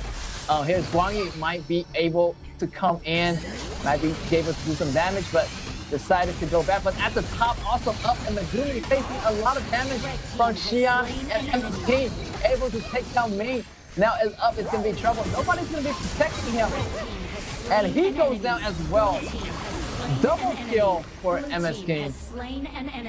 At the very last, it will be like 2-2 because this kind of team fights are kind of separated in either lanes. In the top lane, we can see that Monkey is traveling through the turrets trying to grab this kill, but unfortunately he's taken too much of the tower damage, and he will be the target for the ultimate from DNG, and he's standing there getting locked down, even though DNG is really, really low in HP, but unfortunately it's that blood trade, I would say. Alright, this will be the fact that he was also stunned up by Agudo's ultimate, but once I think BSC is taking too far away from the safety zone. That's the main reason why they're always going to be changed into their life, trading life with Impunity. And right now, I think Sunbi and Meng Yan are making their way to the river and trying to help their teammates. Agudo with ultimate successfully going around and deck away to a quite safer spot. Yes, BSC actually pushing the bottom tower pretty well, getting 2 tower in the meantime, so definitely JR is doing a lot better than DNG. Hey, look at that 5k go versus the 4.3k go from DNG, and maybe they want to focus around the battle around JR, as that JR first ability is going to do a lot of damage, and he's pretty sustainable by himself, so not to worry if no one's protecting him. But I still think that when it comes to 5 versus 5 team fights, I still think that BLC, this kind of composition, stand a better chance to win. Because not to mention the regeneration, not to mention the AoE damage and how aggressive they can be initially in the early to middle game. They have a lot of bursting damage needed. So yeah, I think that they're just waiting for the right moments. Instead of separating on 3 lanes, I think what they need to do is that 1 for formation or 5-0, surrounding again together, just aiming for the turrets. You have to push harder and going deeper, giving Impunity more threats. If you're just competing, you're farming up speed, I think that the rhythm is quite slow for BSC. Yeah, right now they have the advantage. You know, they should push a little bit more forward if they're not too afraid. But you know, definitely they want to wait for that Monkey. Monkey is having the most goal right now in BSC, and you know, having that bigger goal, that's made more river control and more objective control, as Lin Feng is kind of falling behind in goal. And this team trying to get this dragon, and maybe BSC have that because they have the more vision control around the area. Xiaoyan almost going down, and the Tyrant goes to BSC. They do have the ability to fight back as they have that buff, but right now the jungle monster coming from Abdul is pushing it back on BSC side. I think at this game, around 8 minutes, whoever got the Overlord might be having more advantages and merits comparing with the one who are trading for this Tyrant. Because you always need the Overlord, the Vanguard, to help you, to clean the wave, to be responsible for the wave pushing on the lanes where like the 5-member from Impunity can like safely going around trying to tear down the outer turret in the mid lane. While Aguro, I think that he is stepping in too hard, you know, too far away from the rest of the teammates, so he got eliminated by BSC. Those CC chains are quite followed tightly with one another. Yes, and right now BSC looking for a way, you know, to punish Impunity for doing that, stepping a little bit too far here. Lin Feng gets taken out. He's almost 2k behind Monkey, who already have that 8.2k goal. So a lot of good things here for Monkey, and he's looking extra tanky. Also he has damage, Shadow Ripper, Pure Sky, Master Sword. So a lot of damage, a lot of tankiness on this Monkey. So it's another threat for Impunity to take down. See the Overlord. X0 is there. Whether it's a perfect combo, it really needed to go collaboration with the following of the teammates. Guan Yu is diving in really hard, even though he's dropped so low, but unfortunately, like BSC has not got enough damage to finish off. I think the appearance of Guan Yu is really like a lighter nightmare for BSC. Yes, right now kind of shocked. Yeah, it's kind of shocked, but in the meantime, Impunity does. Once he gets this Tyrant, so they do have this buff for this team battle here, but Overlord goes to BSC. They have the pushing power available, so they have to send someone back to manage the lanes, and you know, and having someone to manage the vision of having a vision over BSC and watch their movements carefully, because this Monkey is nowhere to be seen right now. He's farming at the top. Maybe this Guan Yu has to back off right here, because Monkey has that double buff available. It's going to provide a lot of slow, and Guan Yu is pretty much in trouble here. He's going to see Monkey at the top lane, but he's going to be running away and planning their moves more extra carefully for Impunity. Let's see the next step from BSC. Whether they wanted to push further using a Vanguard, or they wanted to use acceleration, they want to use Slimping this merits to trying to initiate. I think as long as they can have the vision of X0, they can find out where this Guan Yu is. They can just safely, you know, push in forward. The rest of the composition from Impunity has no threats. Like Aguro, Yixing, and Yuanjie and Min, they can do nothing. They only have to just find where this X0 is, and that's done. Yes. They have to send one member, you know, trying yeah, to they have to send one member to see the area, see the situation, to check where it's going to be X0 right now. But this Shen Bing is doing really nicely. And you can see the formation. He's always following JR. Also, he either follows JR or he follows Zhi Hong to provide the extra rotational speed that the BSC needed to get to those points, get to those point A, to get to those point B. And here is going to be Aguro in trouble, getting bursted down by the members of BSC. And right now, BSC just having that numbers advantage. They can really push forward right now, but they still need to worry about Guan Yu. Yeah, I mean the main reason why they're so hesitating is always because they do not have the damage. They do not have the vision on Guan Yu, so might as well just put a send someone, maybe Wang. I think Wang will be a better choice comparing with Xian, because I think the front lane 5 versus 5 or 4 versus 5 team fights really needs like Xiang Yu to be online. Right here is Send one there. Try to make a push for that mid tower, and they do get it. Xiangyu is still defending the front line. Also, Guang Yu. Xiangyu getting caught. Here is going to be Guang Yu's entrance, making it happen. He's just by himself.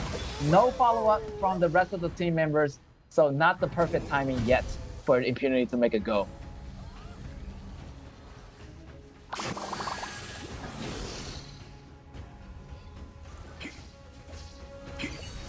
Both teams are just kind of concentrating really, really hard. Like they're just waiting for that big fight to happen right now. But definitely they have to remain calm because this is game number 6. So yeah, a lot is on the line here. Impunity definitely feel the pressure as they just want to have one more win to have the game point. But here's the fight happening. Here's the K, BSC. Xian going down first line. Impunity still surviving. Here's Tony Guanyi still surviving.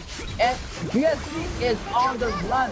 Here is going to be the ultimate attempt from Abdul. And here's X-Hero. She's doing a lot better.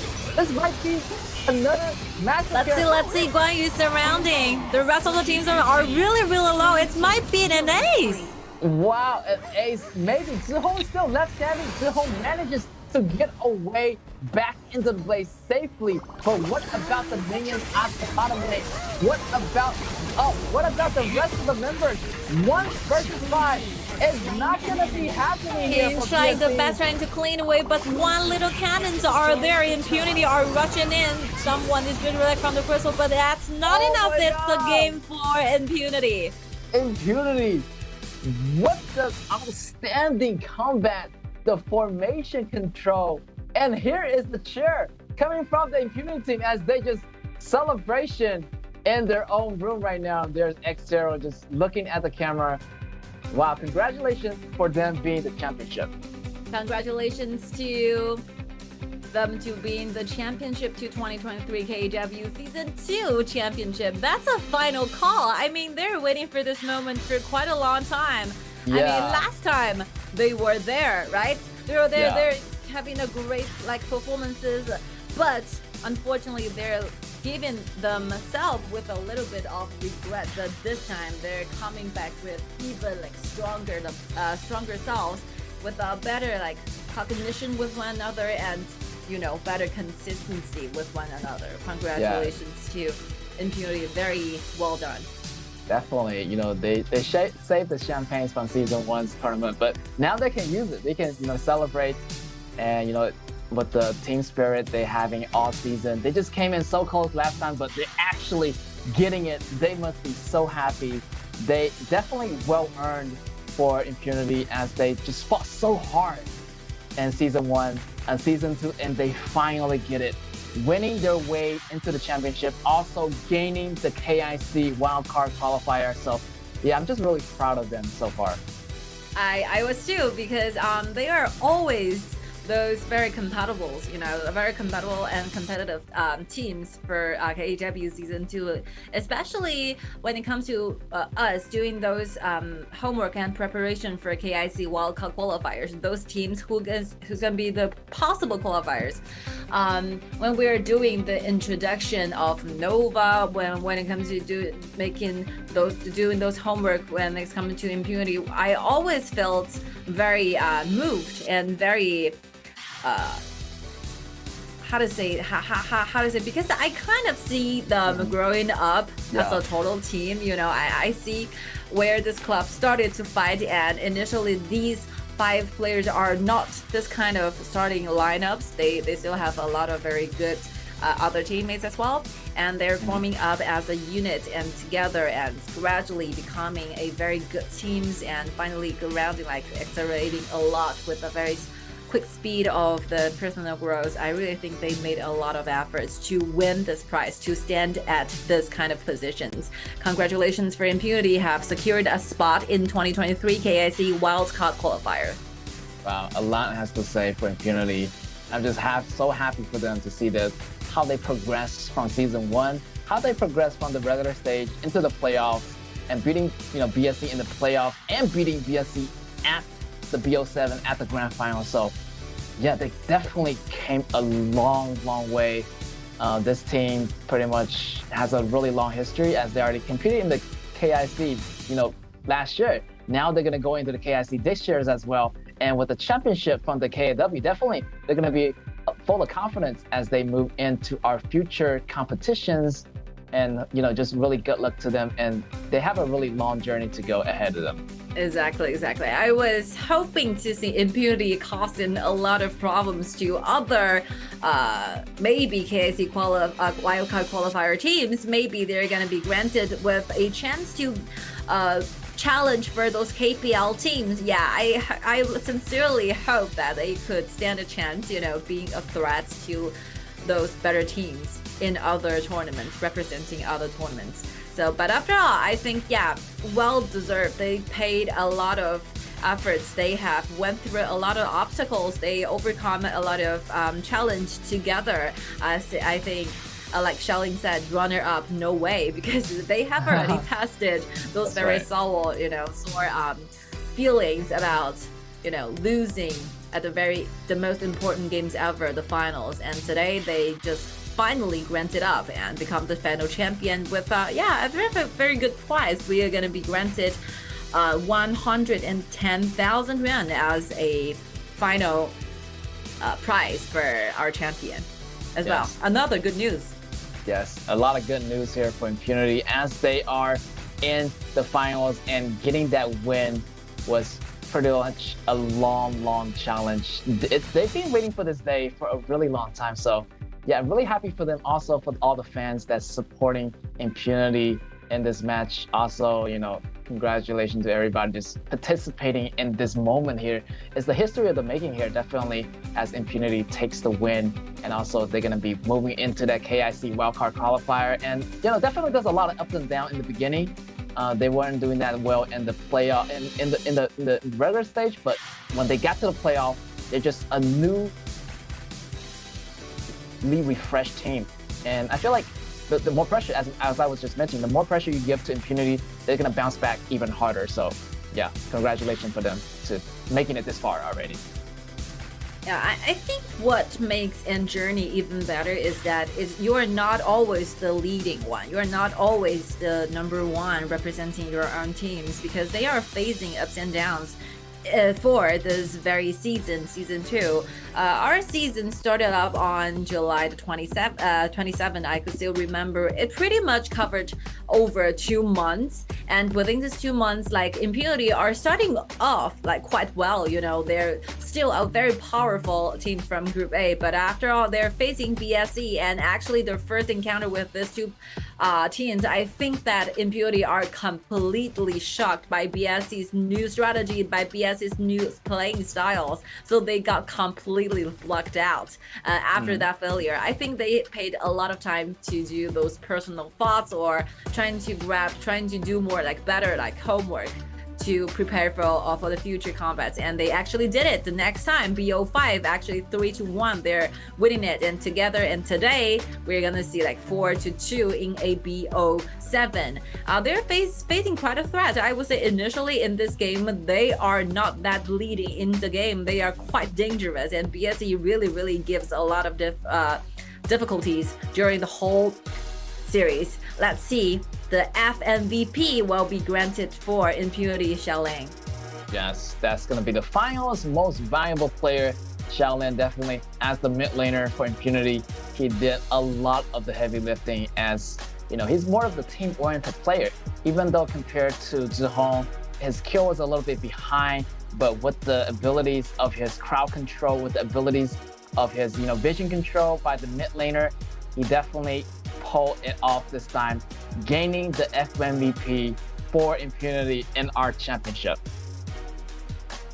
It's not a very common thing for a mid laner to be the FMVP. I saw this coming, but it's not a very frequent cases. But after all, I think adding together this 6 games in total, 6 rounds of the games, yeah, Xiaoling is performing very like with a very high limit of personal performance, I would say. You can see that he is using those Zhao Jin and Yixing to help the whole team to be a better and more like solid opponents to BSE, trying to fight for his, causing them with a lot of problems. He is initiating all the time, and those CC chains are just connected with the other from his rest of the teammates. I think, yeah, those connections, those consistency of the other with the other teammates are really, really there. He deserves this. Definitely well deserved here, and he really earned it as he set up all those really good CCs, really setting up their ADCs, their jungler, for really a successful kill. So definitely is going to bring in a lot of those better numbers for their team, as their goal is going to be a little bit more consistent ahead of time versus the other team. So yeah, this mid laner pretty much has the control of the mid lane priority, and his rotational speed is really a lot much better according to the numbers ahead of BSC in those 6 games. So definitely well-deserved FMVP here for Shaolin here.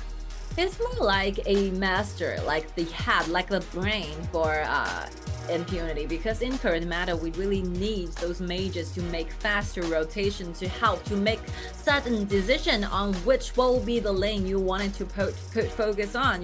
You have to help with the idle lanes. They are all calling for your help, and you have to make your decisions, right? And upon on his personal performance, I would say Shaolin have already used 10 heroes for KAW Season 2, so the hero pools are deep enough, and there's a lot of very new heroes. Angela, Bianchi are being introduced by Shaolin, and Maish Lanui is being used Ganja and Moye with a very high winning rate, 65% of the 75 of the winning rate. And not to mention Bomber Cat Zhao Jun with he almost used Zhao Jun for 10 times, and the winning rate is nearly 70%. So I would say that he is a really talented player. He can suit in either type of the mages his coach and his team needed him to play. Yeah, definitely. He can go more of those assassin mages if he really wanted to, but most of the time he's going to be playing the more team-oriented heroes like Zhao Jun, as Yixin, as you mentioned, going to be more of those utility mages. And you can see here from the replays, he was always there with the team. Here is going to be Shaolin, and Megumi is just putting the damage chain on Shaolin, actually providing Shaolin with more extra damage in that round, and not actually pulling it to up. Up already have enough damage. And here is going to be Shaolin and the rest of the team finishing off the crystal at the last moment. So yeah, Impunity came a long way. In the beginning, the situation wasn't looking really good, but this was the moment of the overturn. They just took that last battle, and Guan Yu just came in, finishing off the chase at the flank, at the right side here. JR right here still alive, but Guan Yu getting one poke, and JR just in so much trouble, and so many members just not in the right moment at the right time. So BSC couldn't really escape from the attack from Impunity. Yeah, I would say that it's BSC is very, very close for a victory, but as we are casting the middle of the casting, we are analyzing this a lot. I mean, they're really struggling because they are so afraid of seeing the Guan Yu appearing on their back. So the best solution is that they are just they have to give this duty for one person to one member, right? They need to send maybe one or trying to find out where this Guan Yu is, lighten up the vision in your jungle, and that's done. You prevent this Guan Yu from getting to the backlines of your own, and you use whatever you can do. You use all your energies and ability to force into the team fight with the 4 members in total, because one-on-one is costly. It's okay, because the rest of the 4 members from Impunity, I think the damage is just there. It's not that huge, because like Direnjie, what will be the marksman? It's not like it's a Lady Sun or it's like Garo, right? So yeah, I think BSC is quite new. They're the dark horse, obviously, but they still need a lot of more time and more gaming experiences to make smarter decisions in the future. So yeah, as like Get said, it's a long, very long journey. They are just in the beginning of the journey, and a runner-up is I think it's a very good, granted with experiences and like encouragement for them as well. Yeah, definitely a runner-up for a new team that's just joined in season 2. New record, yes. Yeah, new record, definitely. Yeah, definitely a lot of time for them to mature, as well as they just got defeated by Impunity. Impunity being the more mature team here, I feel like they definitely well deserve this championship, because they already been in this championship twice, and actually winning it this time definitely means a lot for them. and gaining the FMVP, you know, for the first time for Xiaowen, Yes. and also as another great trophy for them Of course, as they moving into the KIC as well. It's a great milestone, I will say, personally or as an entire And team. hopefully they can.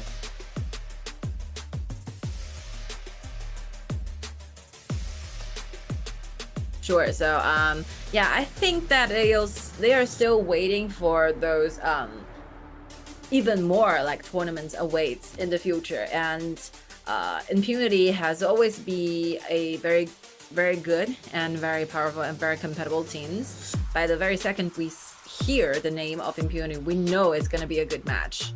Yeah, and this kind of impression really relies on their hard working. You know, you have to work really hard to explore more hero pool, to explore more chemistry with your own teammates. Like being an esports player is not a single person's job. We are always like highlighting this kind of concept to our audiences, is because you are not only learn how to play different heroes, how to actually manipulate during the game. It's like you are learning how to become a more rounded person. You have to fit yourself in a certain social group, and you have to form like better relationships with your teammates. You really need to have those heart-to-heart talks. You know, you have to trust each other when there's a conflict, when your ideas when you're doing the actual game and the battles conflicts with one another, you have to make sacrifices for the team. So I think as an esports player, you're not only learning the talents or the skills in the game, you actually learn to become a more mature and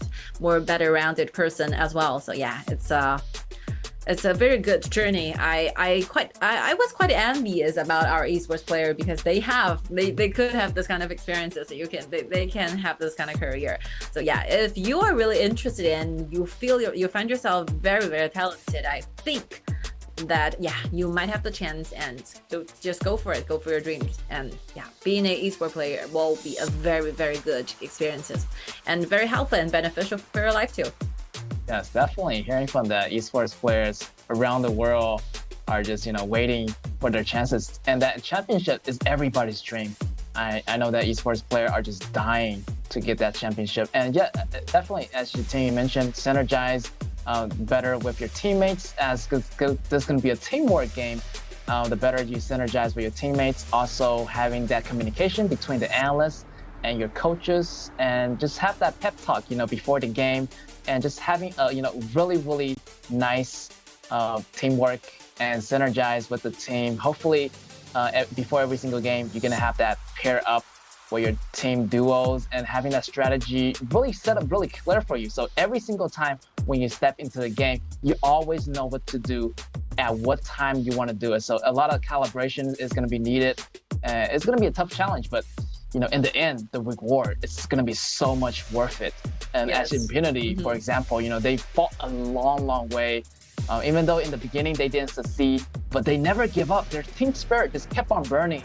The fire never went out. And as you can see it here, they walk away with the 4-2.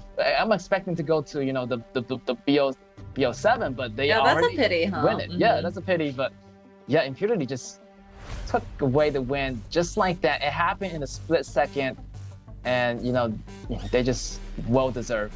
I'm just so happy for them. Yeah, I mean today both teams maybe are leaving with no regrets, but the two of us are definitely gonna feeling those regrets of, you know, missing a great chance to see the ultimate battle, because I was quite curious about who is gonna be the final composition for both teams. For me, from my own perspective, I think that these two teams are like, they are showing us those very contrasting gaming styles. They are not similar teams. Their gaming style are complete opposite. So yeah, I really love to see and to know their concept or their ideas or their understanding of the ultimate battle. What will be the exactly the great answer, like explaining to us what will be the reasons and what will be the best heroes they think that suits them the most. But yeah, I think in the future, maybe because they are still have a lot, they are like very tightly scheduled, they have a lot of tournaments to take part in. So yeah, maybe our questions will be answered in the future outdoor tournaments. And yeah, this will be the end for KAW Season 2. magical journey for the players and for us as well, because I can still remember like season 1 we are not having this much of the teams, and we do not have group A and we do not have group B, and those relegations and promotion like BO5s, we never had that. So we are applying new rules, new formats to KAW. So we are gradually seeing the KAW itself are growing and progressing a lot too as well. Yeah, definitely a lot of changes so far from season 1.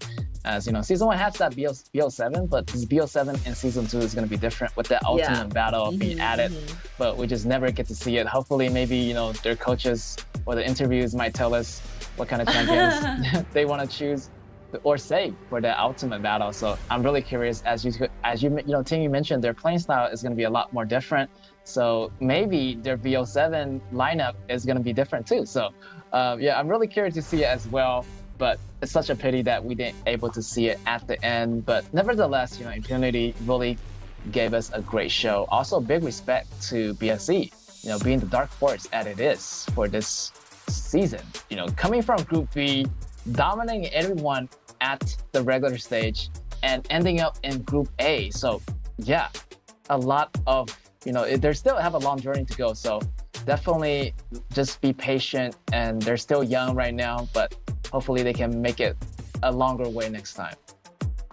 Yeah, I think that the way they traveled, the thing they made and they accomplished, and the milestone they actually succeeded is already okay, because they're the new teams. You are the new teams joining the club and you make it to the finals. A lot of Group A teams never make it to the finals. So I think they are giving themselves with a very, very solid and very good beginnings. And they're supposed to be, you know, growing with a very fast speed, because you can see how they are like growing as a unit with a very fast speed. I mean, from the first time I see them playing in Group B, and after they got to Group A, those battles, those fierce competitions with Nova, with Impunity, with Scars, with a lot of very powerful teams in Group A as well, we can see how they actually dominate on those teams, right? So I think they have a lot of potentials. They just need to earn themselves more time to expose the potentials and trying to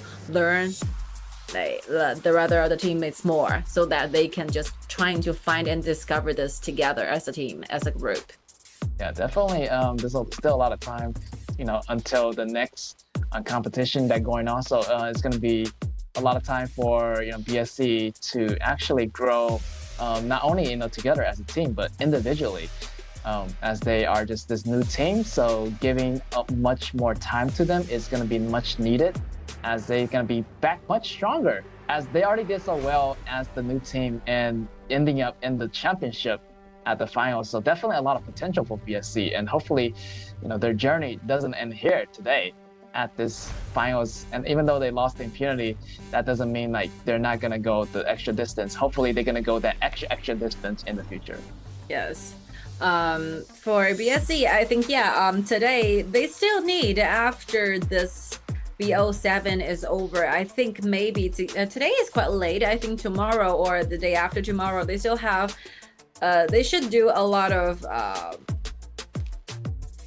reflection on today's performances, because definitely I think some of the games are really, really good to their side, but they're just one step closer, like close to get it to the finish line. You know, they're very close to, there's a lot of turning over and over and over happening in the first like previous 4 games, right? And after the four round, like round 4 ended, it's a 3-2-1. I almost think it's gonna be a 2-2. So just imagine if the 4th one they grab the chance and make it a tie, maybe it will be a completely different stories. Just imagine you are the new team joining KAW season 2, and then you make it from the Group B to Group A to the playoff and to the final and be the champion. This is a very magical dream. It will be a dream come true for every single eSplit player. So I think that they still need a lot of time trying to reflect more, but I think the future awaits. They're really, really young and they are really talented. Okay,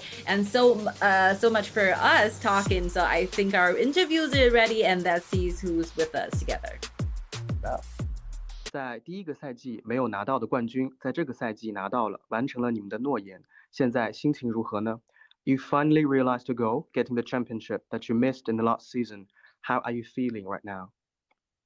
我们这次拿到冠军的话，就是非常付出了很多的努力嘛。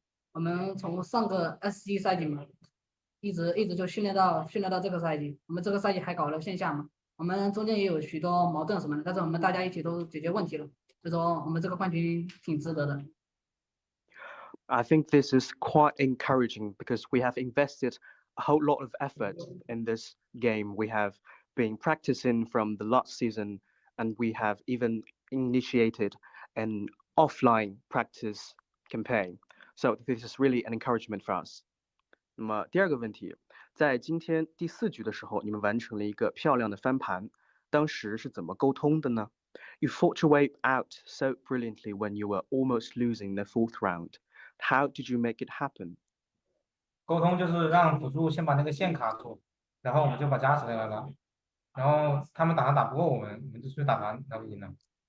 We told our support to freeze the lane, and we can defend our base and then winning the game. 那么同样哈，最后一局也是从前期的劣势，最后打回了优势。你们是怎么沟通的呢？ Similarly, you recovered from the disadvantage in early game and took back the lead. What was your strategy? 就让队友保着我第 N 节打，然后跟着我打就打赢了。Yeah, I asked my teammates to peel back and center around me, and I just led them to victory.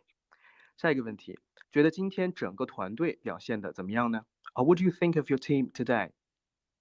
我感觉就是我们整个团队表现都还可以，就是打出了我们平时打出来的东西，就是训练赛。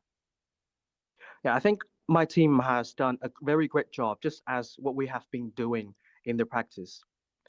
下一个问题，经历了这一整个赛季，你们觉得 KAW 给你们所带来的最大的意义在哪里？ What's your greatest progress gained during this season? 就让我们变得越来越团结，就是变得越来越强了。I think we have greatly bolstered our solidarity and strength during this season. 那么下一个问题，有什么想要对一直支持你们的粉丝说的吗？What do you want to say to your fans? 我们非常感谢就是粉丝们一直从那个上年试冠嘛到现在的陪伴嘛，我们这次也不负众望嘛，拿到了属于自己的 S2 赛季冠军嘛。I want to thank them for their consistent support from the last season, and we are so happy that we finally live up to their expectations and get the championship this time. 好，那么咱们今天的 FMVP 也是给到了小林选手。首先恭喜你获得了 FMVP， 可以和我们分享一下你现在的心情吗？ Congratulations on becoming the FMVP this season. Can you tell us how do you feel now? 这个 FMVP 对我来说是非常的激动很开心嘛，毕竟我在我们队里面是就年龄最小的一个，他们都是老大哥嘛，像教练 UP 这种他们都是老选手了，就是非常带着我，就努力的带着我去那个积极训练嘛。I think after all the efforts we have invested in this, this is really a great encouragement for me because, you know, I'm the youngest teammates in our group and the rest of them are always helping me. I think this is really great. 下一个问题，在最后一局你选择了艺兴这个英雄，可以跟我们分享一下当时选择他的原因吗？ You picked 艺兴 in the last round. What was the reason?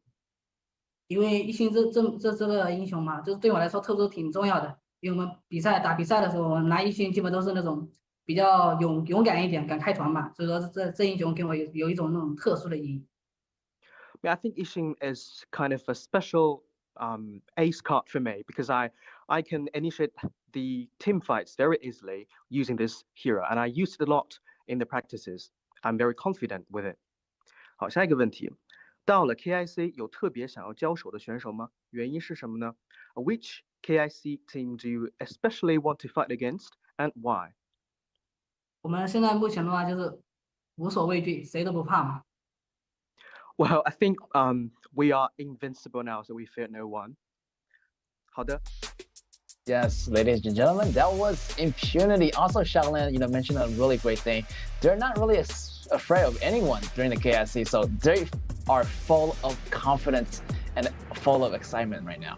Yeah, I could tell from his facial expression, like Xiaolin is gradually becoming more excited because initially when the interview started, I think he's going to be like, a little bit nervous, but after some talking and some exchanging, and yeah, I think it's released up, and I find it really touching because by the fact that our host actually asked him how he feels about having this FMVP award, and I think the answer is really touching. He said, I'm the youngest member in our team, and actually this will be my brothers who carry me entirely and trying to become a better team together. And yeah, this is a showing of the unity and team spirits. I really admire this.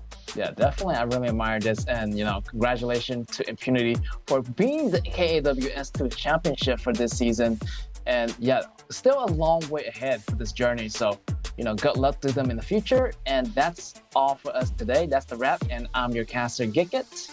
I'm Jianying. And we'll see you next time. To have this honor to walk you with the entire series, and we will see you the next season. Bye bye. Bye guys. See you guys.